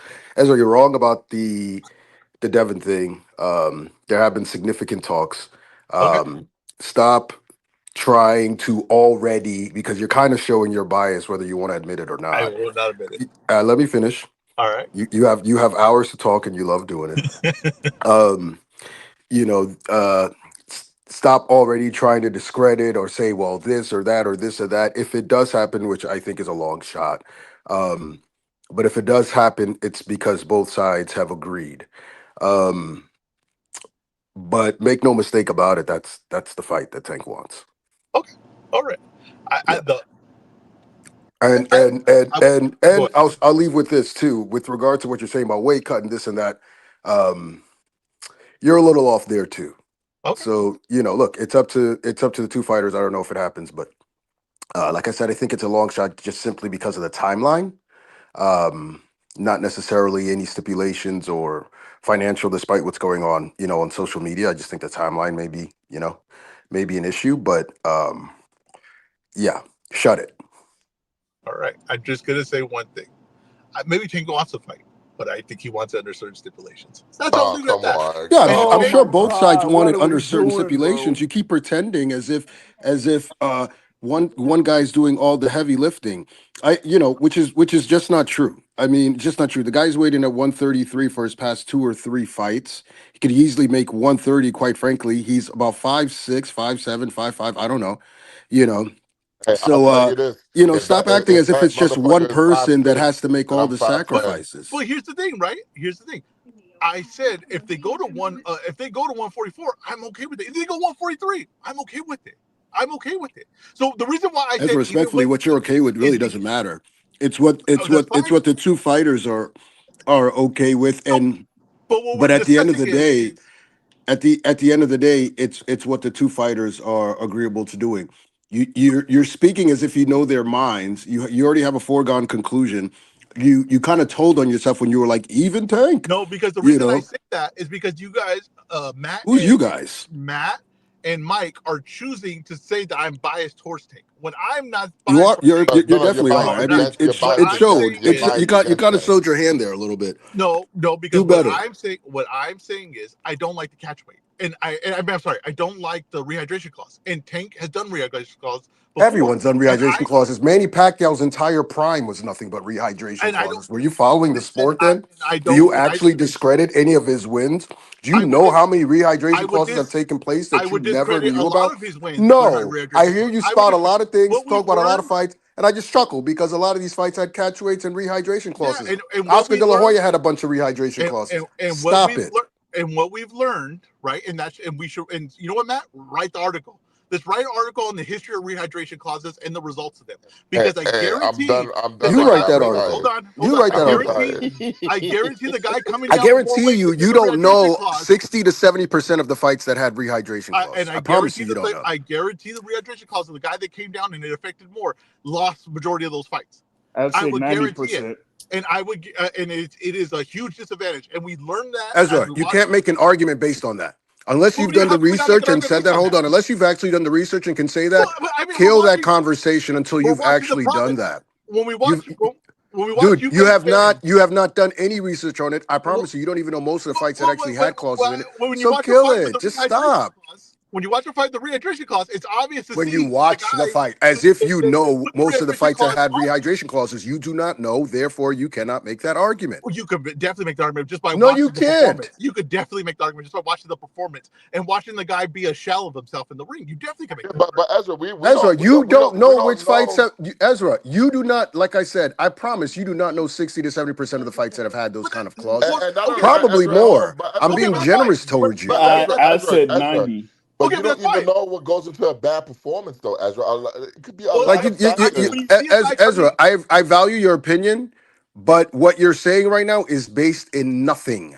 You do not have it. It is steeped in nothing. You have not done the research. You have not done the homework. You sound like a guy sitting in his car next to a post office. I am, and I am that. Exactly. That's accurate. But here's the thing, though, right? So we can say that, right? But we can say it the other way too. So what are you guys basing it on? Do you say, it doesn't really have an effect or we don't know? I'm not basing it on anything because honestly, we don't even know what the terms would be. It almost sounds like you want to kill the credit before it even happens. So like I said, ultimately it's up to the two fighters. And once they go forward with it, that's that. Well, okay, but here's the thing. Ezra, hold on, Ezra. Hold on 1 second. Let me just say this one thing. You're being frenetic. The reason why I'm saying this now, because I don't like when people change their opinion or not clear on where they stand before something happens. I want to make it clear where I stand at. If there's no, but you're adding. I mean, like the thing is that you that's not happening, or we don't even know. Yeah, but you're assuming something that you don't know. What if it had? What if there is one? It has no effect at all, and someone gets knocked out. Would it be because of that? Just because you assumed that prior? I think that we have I think we've seen enough fights. And then No, you have not seen enough fights. You have not, my friend. To know that the rehydration clause really affects the fighter. Where do you rank Manny Pacquiao, Ezra? I assume he's not an all-time great. He's all-time great, but you know what? How is he? Let's go back. How is he? His whole run from 40 to 54 was nothing but rehydrations and catch weights. Then let's go back and rethink all the read back his career. Now Miguel Cotto, Shane Mosley, even Eric Morales had a rehydration clause. Now that we know where we're at in boxing, right? What the rehydration clause does. Let's go back. Oh no. Why is it that now we know? Because you say so. Wait. Just like a steroid era in baseball. When we say, okay, now we know this. Let's go look back some guy's career to say you sound crazy, Ezra. You sound crazy. It's a huge to ignore that this is a huge. It takes away something from a fighter. Ezra, how about this? It's a ridiculous argument. Ezra, these kind of clauses have been going on for 30, 40 years. It's fine. They could be going on for a long time. Don't mean they're right now. But hold on. It doesn't. You're right. It doesn't mean it's right, but it also doesn't mean that it has this effect or that effect. You have not done that research. I hate even having this argument because, like I said, nothing has been agreed to, so I don't want to make it seem like that, but you have not done the research to be able to speak on it. Okay, so I don't think any of us have done the research. Ezra, is that your wife screaming at you to get out the car or something? What happened? That's Matt's background noise. Oh, that's background noise. That's the guy. Ezra, hold on, Ezra. Ezra's got groceries in the car that he hasn't taken inside. Here's what I want you to do, Ezra. No. Listen. Go ahead. Listen, calm down. Here's what I want you to do. Because I know you feel attacked because KB came on here and slapped you around. Your voice went high. He's got super frenetic. I don't think he gets frenetic in a while. What I don't want to happen here is that Matt gets very excited when KB's here. And he decides to be an illegal tag partner, and he's not following the rules. Oh, Ezra, what are you talking about? I'm Ezra's biggest fan. Don't you see my name at the bottom? So what I have to do is make sure I control the situation that's happening. Wait, why do you have to control the situation? But I don't want to have a shit conversation with KB with Matt hitting me in the back while it's happening. Oh yeah, fair enough. We're not doing a tag team. I just wanted to add, truthfully, like the whole rehydration thing is something totally separate. Like I said, that's a totally separate debate, and you really I don't have a leg to stand on with that because I haven't done enough research. I don't think anyone on this call has done enough research to know what is or what isn't. There's so many different factors that go into why a fighter wins or loses. And secondly, I don't want it to make it seem as if this is something that's being discussed and that's the holdup or this or that. I'm not saying any of those two things. What I just wanted to point out to you is you had made a comment which was also steeped in bias, like, oh, the talks weren't real, the talks weren't fake. You said it last week, you said it this week. And so what I wanted to tell you is you're wrong.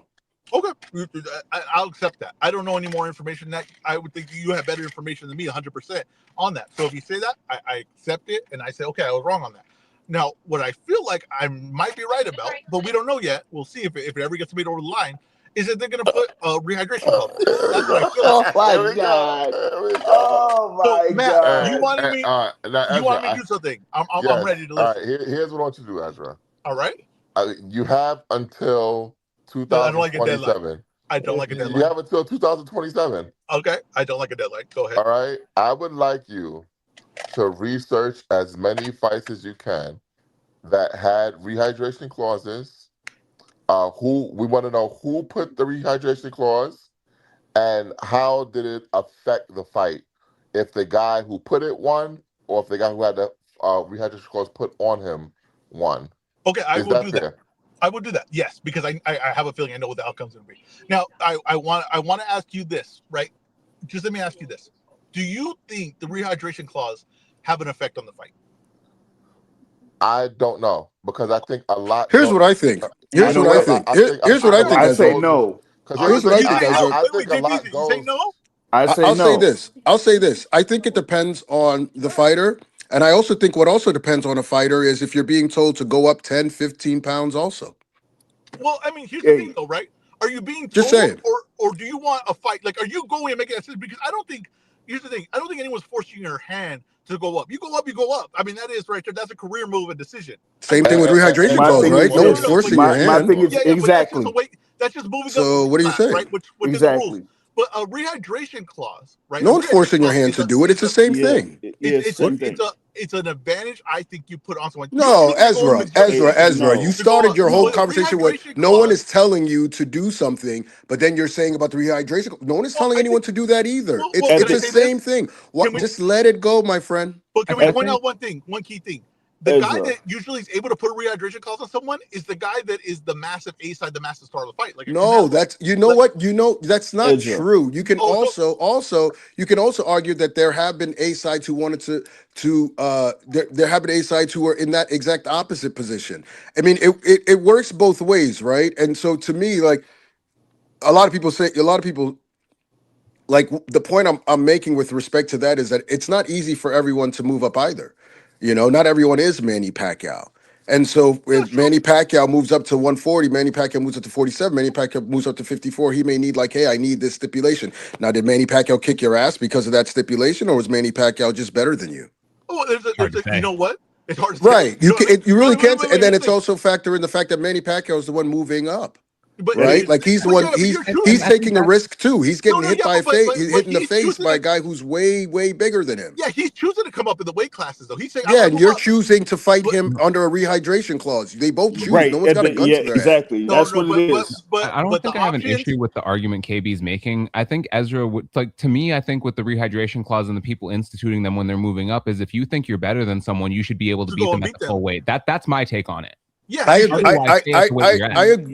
with that, but it's also about at the end of the day, it's also about trying to make a fight, right? And that's what it comes down to. At the end of the day, it's about trying to make a fight because sometimes everyone when they sits at the table looks to see what they can get that makes sense for them. Yeah, both parties, right? So there's in the ring as well. That's why I pointed out. I said if you knew the number of fights, no one's ever taken Pernell Whitaker to task for forcing Julio Cesar Chavez. I use forcing Julio Cesar Chavez essentially to move up beyond his weight to make the fight.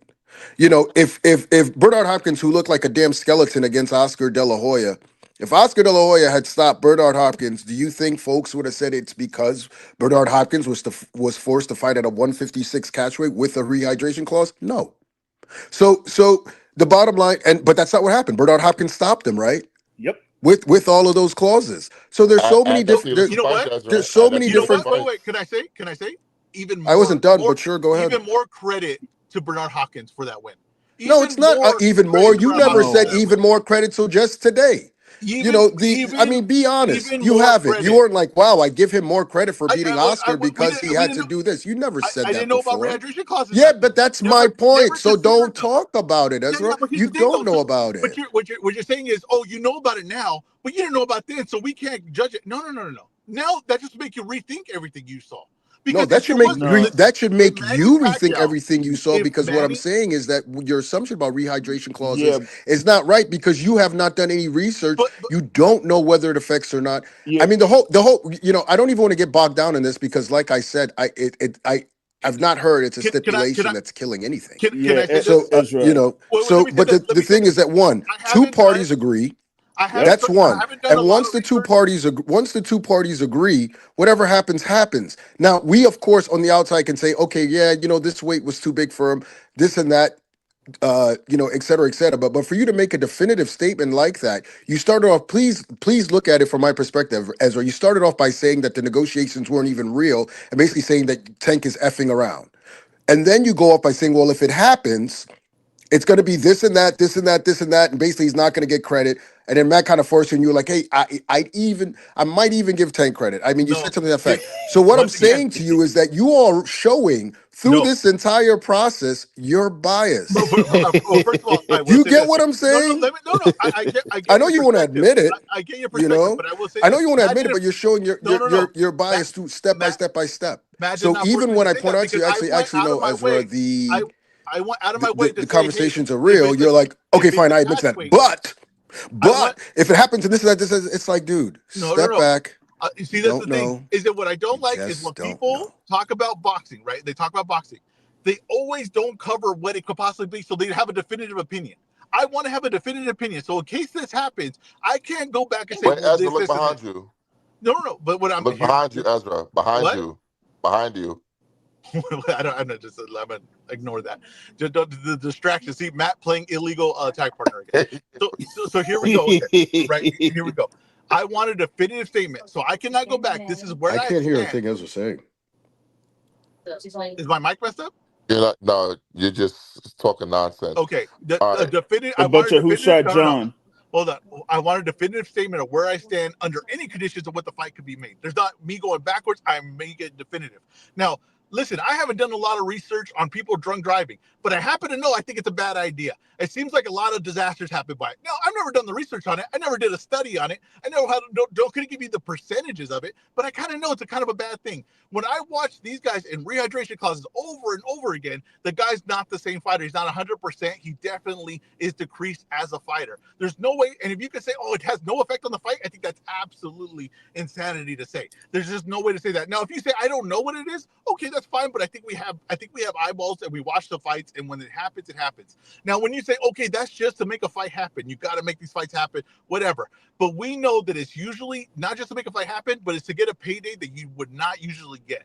You have to make these things happen because that payday is not coming from anywhere else, and the guy that holds that payday has the advantages and negotiations to do to put a rehydration clause on someone. I don't necessarily think that's fair. I don't necessarily think that's right, and I think that's an unfair advantage.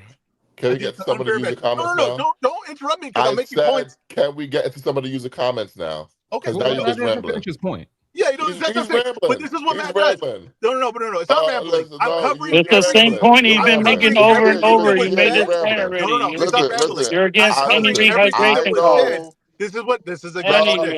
This is exactly. So I just want the reason why you can predict you drinking and driving is I'm crazy. going to talk over you. The reason why I'm going to talk over you is because what we're going to do is, we couldn't even make his point. I covered every base that was covered, and I covered it clearly. You made your point. A whole bunch of Who Shot John. No Who Shot.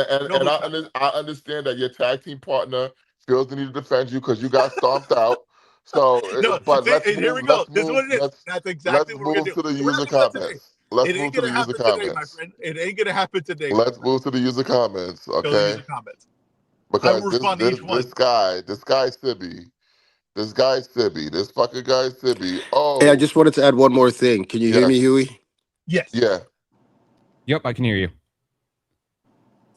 Can you not hear us? I don't think he can hear. I don't think KB can hear. KB, can you hear us? Oh man, he's typing away furiously over there. Yeah, he just can't hear us. I think he can't hear us. What I would do, here's this guy. I would remove his mic just because he can't hear us. I don't want him to say anything. Here's this guy Sibby. Oh, that's why, because they feel he attacked Tank. Shut the fuck up. What are you talking about, bro? What are you talking about, bro? See, here's the thing. You can't poo-poo something every step of the way and then claim that you're not biased. What do you mean, though? I'm just curious. What do you mean, though? Just give me examples. What you just did now, but Ezra, it's all good. I don't want you to feel like I wasn't, I wasn't trying to attack you in any way, shape, or form. Yeah, but I did want to address something because I am your biggest fan, and there's also someone in the comments who's also my biggest fan. I'm looking. It's Brick Squad. Every time I join, he's always talking about me. It's weird because I don't know who this guy is. It's impressive. I wish I thought about you as much as you thought about me. But to address you about how we can't afford to put on fights any longer and so forth and so forth, you're absolutely right. Everyone, I guess, who joins can't put on fights any longer. So I guess that would make PBC the fourth company who can't afford to put on fights any longer. Please try coming with something logical next time you want to say something. I want to make it clear. I enjoy my conversations with KB. I don't enjoy my conversations with Matt. That's the part that I want to make clear about this. Me and KB could talk boxing all day. Me and Matt that I have an issue with. Oh, that's clearly evident, right? Yes, definitely we do that week in and week out. Conversations with Matt. Anyway. Matt, which of these comments did you want to address? I wanted to address Sibby because Sibby he's been pissing me off. Yeah. It's not. I don't say someone's biased when they disagree with me. I don't care whether or not you agree or disagree with me. What I care about is the process of how you reach your conclusion. Okay, Ezra's process was the talks are not real. When even from Devin Haney's side, he said he was contacted. So don't say the talks are not real. And then after he said the talks are not real, well, we already know this is gonna happen. This is gonna happen. This is gonna like Ezra thinks that he's fucking B Rabbit, okay, in 8 Mile, and he's gonna predict everything that's gonna happen, everything you're gonna say, and then that's it, and he's right. And then he bases his whole opinion off of stuff that did not happen, but stuff that he takes as fact because he said he thinks is gonna happen. You cannot do that.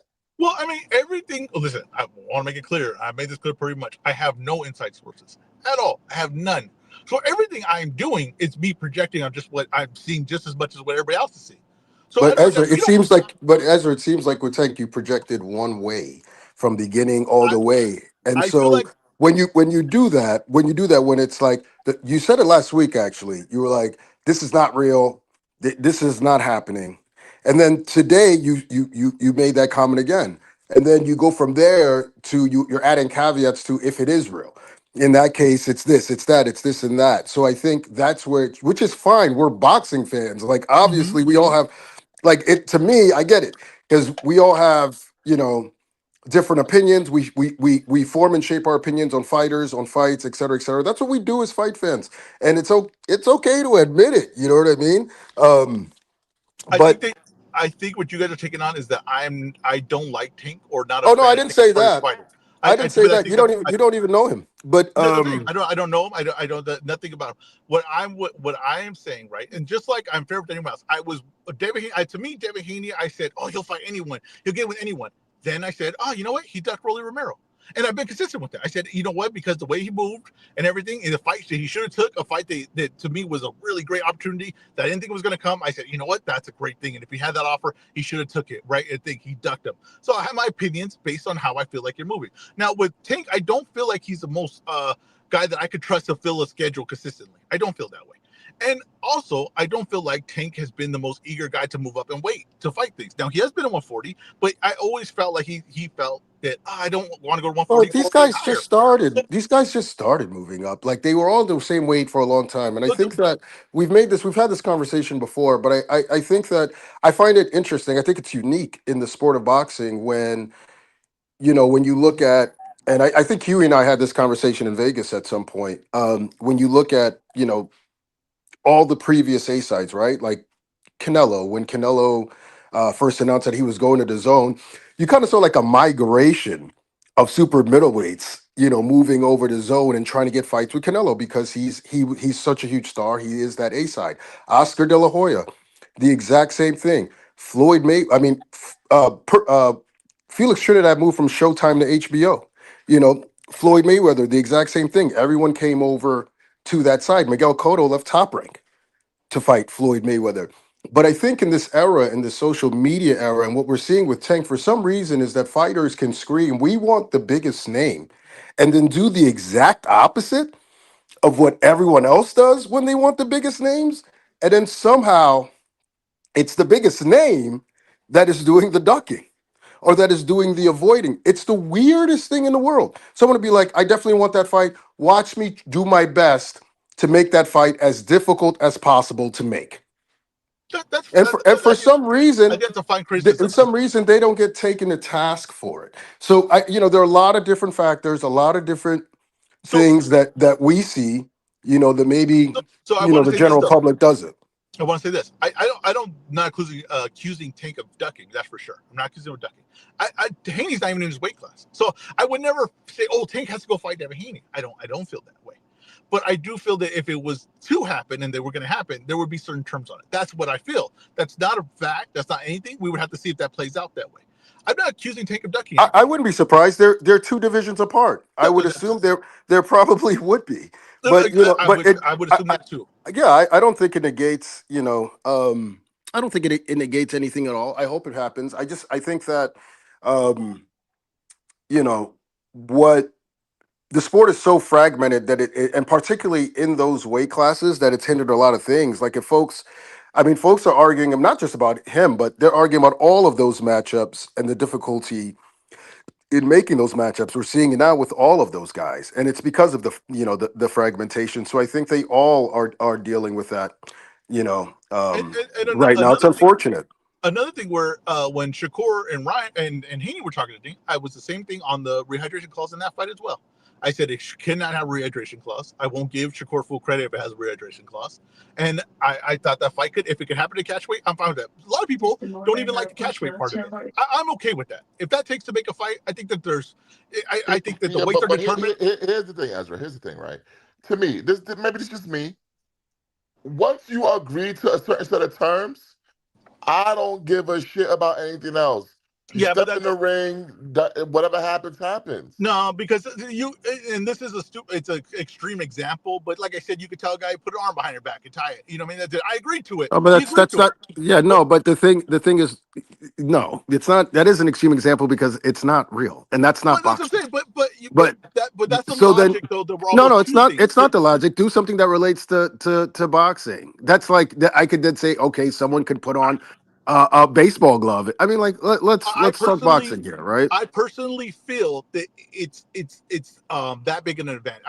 Me personally, I feel that's we are not getting the same fighter in the same level. And like I said, yeah, I agree. Especially, I agree. Especially a 5'6" guy going up, 15 pounds. I'd agree. Definitely not going to see him at the same level. Okay, but so here's the thing, though, right? And this is the same thing. Kell Brook, right? He went up to fight Golovkin, right? He went up in weight. Now, Kell Brook, I think, was a very good fighter. I don't give Golovkin all the credit in the world for beating up Kell Brook because Kell Brook went up in weight. So I see it from your side of the thing, right? But Kell Brook went up and chose to do that. But it's not like the Triple G gets the full credit of beating Kell Brook, who chose to jump all those weight classes, because that is what it is.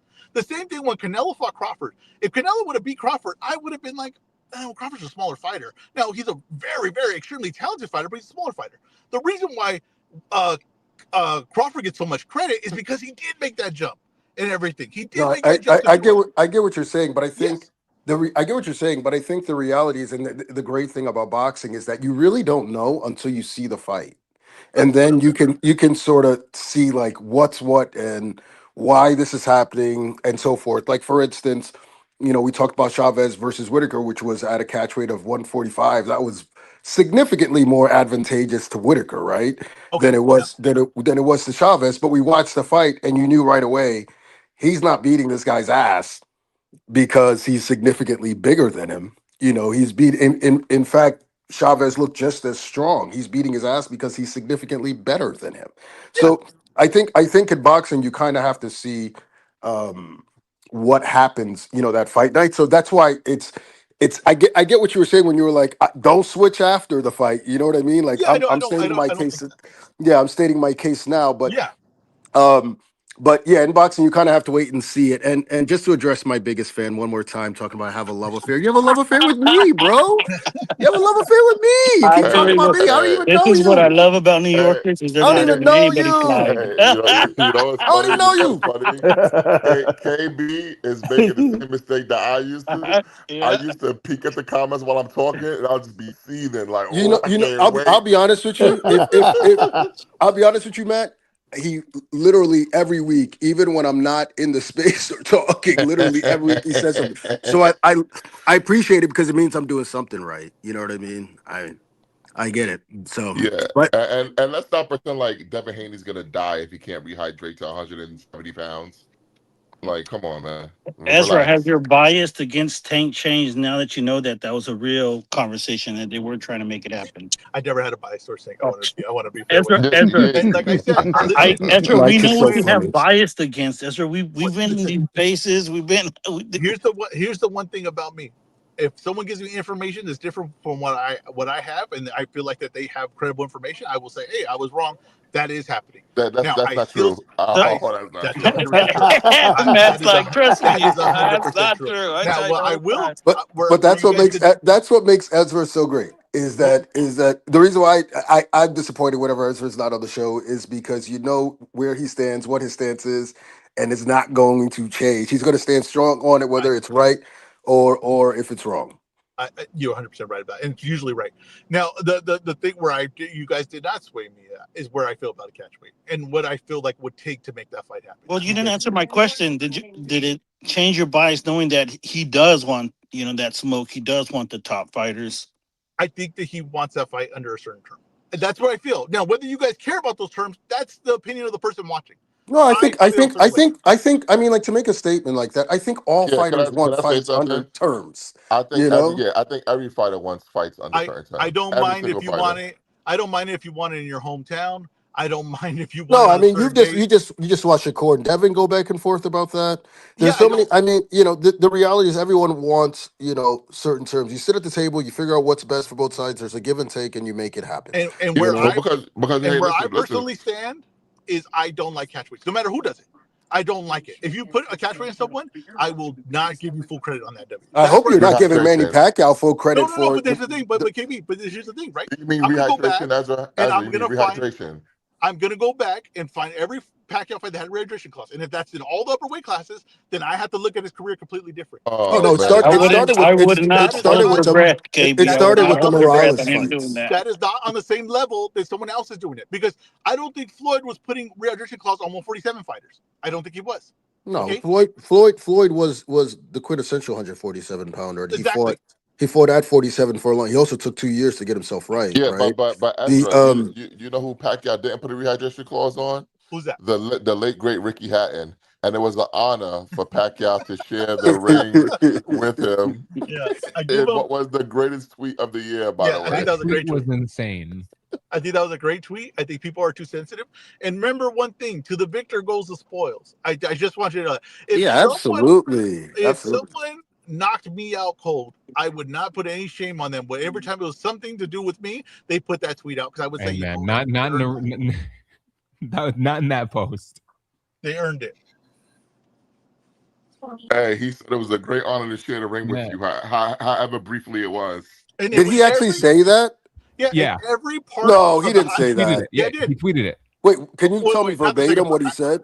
Yeah, I don't know if Matt said the second part. I think Matt made up the second part. Oh, okay, Matt. Yeah. But that would have been a great tweet, though, right? Every clip it was of him knocking down Haddon. Every punch landed was the one him knocking down Haddon. Like Haddon went down on the ground. Wait, did he show the highlights of the tweet too? Yeah. Yes, there was a video with it. Is this a real thing? Hold on a second. Yeah, and it was him beating the hell out of Haddon. Every part of it. Wow. Oh, what a great tweet. He might have deleted it. Hey, I'll tell you this. If Ezra dies, I'm going to make a tweet with all the highlights of me roasting him on Brunch Boxing and say I was an honor to share the mic with this guy. It'll be a 3-second video. But Oh, Brick Squad. Yes, I read the rest of your comment. I mean, I don't know what you want me to say. You talk about a love affair, but again, I don't know you, so I think you have a love affair with me, and I appreciate it. I want you to watch everything I do. Listen to every word I say. What did Carl Froch say? Come on, whisper it in my ear. Everything that everything that I possibly do. You keep reading it, and I'll try to read yours too. The difference is I don't know your name, and I don't really care about you. Since we have you here, can you give us any other insights on the PBC DAZN deal? No, I think it's going to be great. I mean, I think for both sides. And so that was a great question Matt asked earlier, and Ezra, that was a great answer. I mean, you said you think obviously that it's of greater benefit to us because of the amount of dates. So I understand why you're saying that, because I agree in terms of definitely gives more opportunities for the fighters and more dates, as you can see. And I think there are a lot of things that are in the works. So I'm excited. And I also think on our side that we have a very experienced team.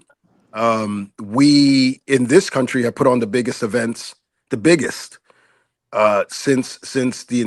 PBC's inception. So I think bringing that expertise, bringing that experience along with the roster that we have is it's a win-win for fight fans. And I think what we have to think about and what we're always thinking about is how can we grow the sport? How can we take this and grow the sport? I love the TNT angle, and so I think it's gonna be good. I'm excited. Okay, now you don't have to give us anything on this one, but please, I'm just sending this out here. Let's get David a heavyweight. Let's get David Benavidez a heavyweight. I've heard you for weeks saying this. I'm pretty much at this point. You know what I mean? You know, Please get David to heavyweight. Let's make it happen. He could fight tomato cans. It will not matter. Let me tell you something coming from my community. It would not matter at all. We would be 100% sold out. Oh, wait, are you the spokesman for the community? I don't know. Someone has to be. I gotta tell you. And I'm looking at our representatives, and I'm like, you know what? I might have to take the mantle here. Oh my God! You know what? Anything can happen just because that's a guy who, when you're trying to make fights, no one's really in a rush to fight. It's actually hilarious. The way these guys don't want to fight him. It's, I broke my leg, I'll be back in 6 months to fight someone else. Yep. It's insane.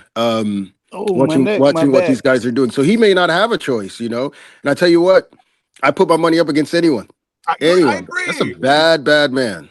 And look, I laid out the plan for you guys. Let's get a can. We'll get a can. He'll destroy the can of heavyweight, and then let's get Andy Ruiz. Let's get Andy Ruiz, and I think that's a massive fight. Let's put it at Dodger Stadium, and I promise you that there will be beers drunk, and there will be people excited.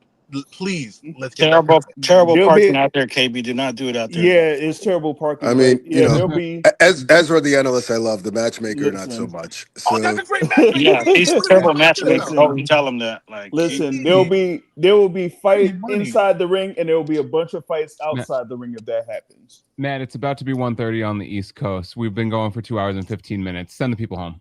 I don't even think I could park in this spot more than 2 hours. Damn. We ready to go already? So much more to talk about. We didn't even get through the rest of the roster because there's a very interesting name on here that I did not know was with PBC. And I'm talking about the Fool of the Week, Jaime Munguia. The what of the week? The Fool of the Week.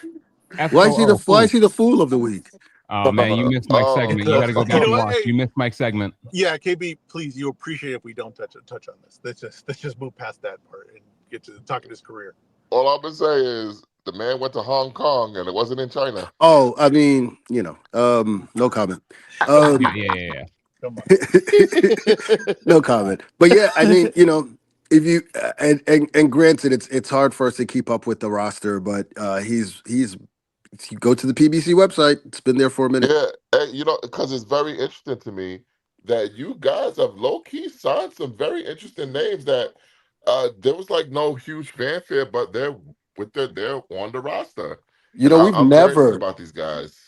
I think in the entire span I've been here, I've seen announcements for fightings once, and that was Canelo. For fighters, signing fighters. I think that was once. We've never really been one. Two. Who was the other one? Canelo, the other one, Abel Mendoza. Well, actually, I'm not quite sure that's legit. Is it? Yeah. Hey, Tom confirmed. Oh, did he? Okay.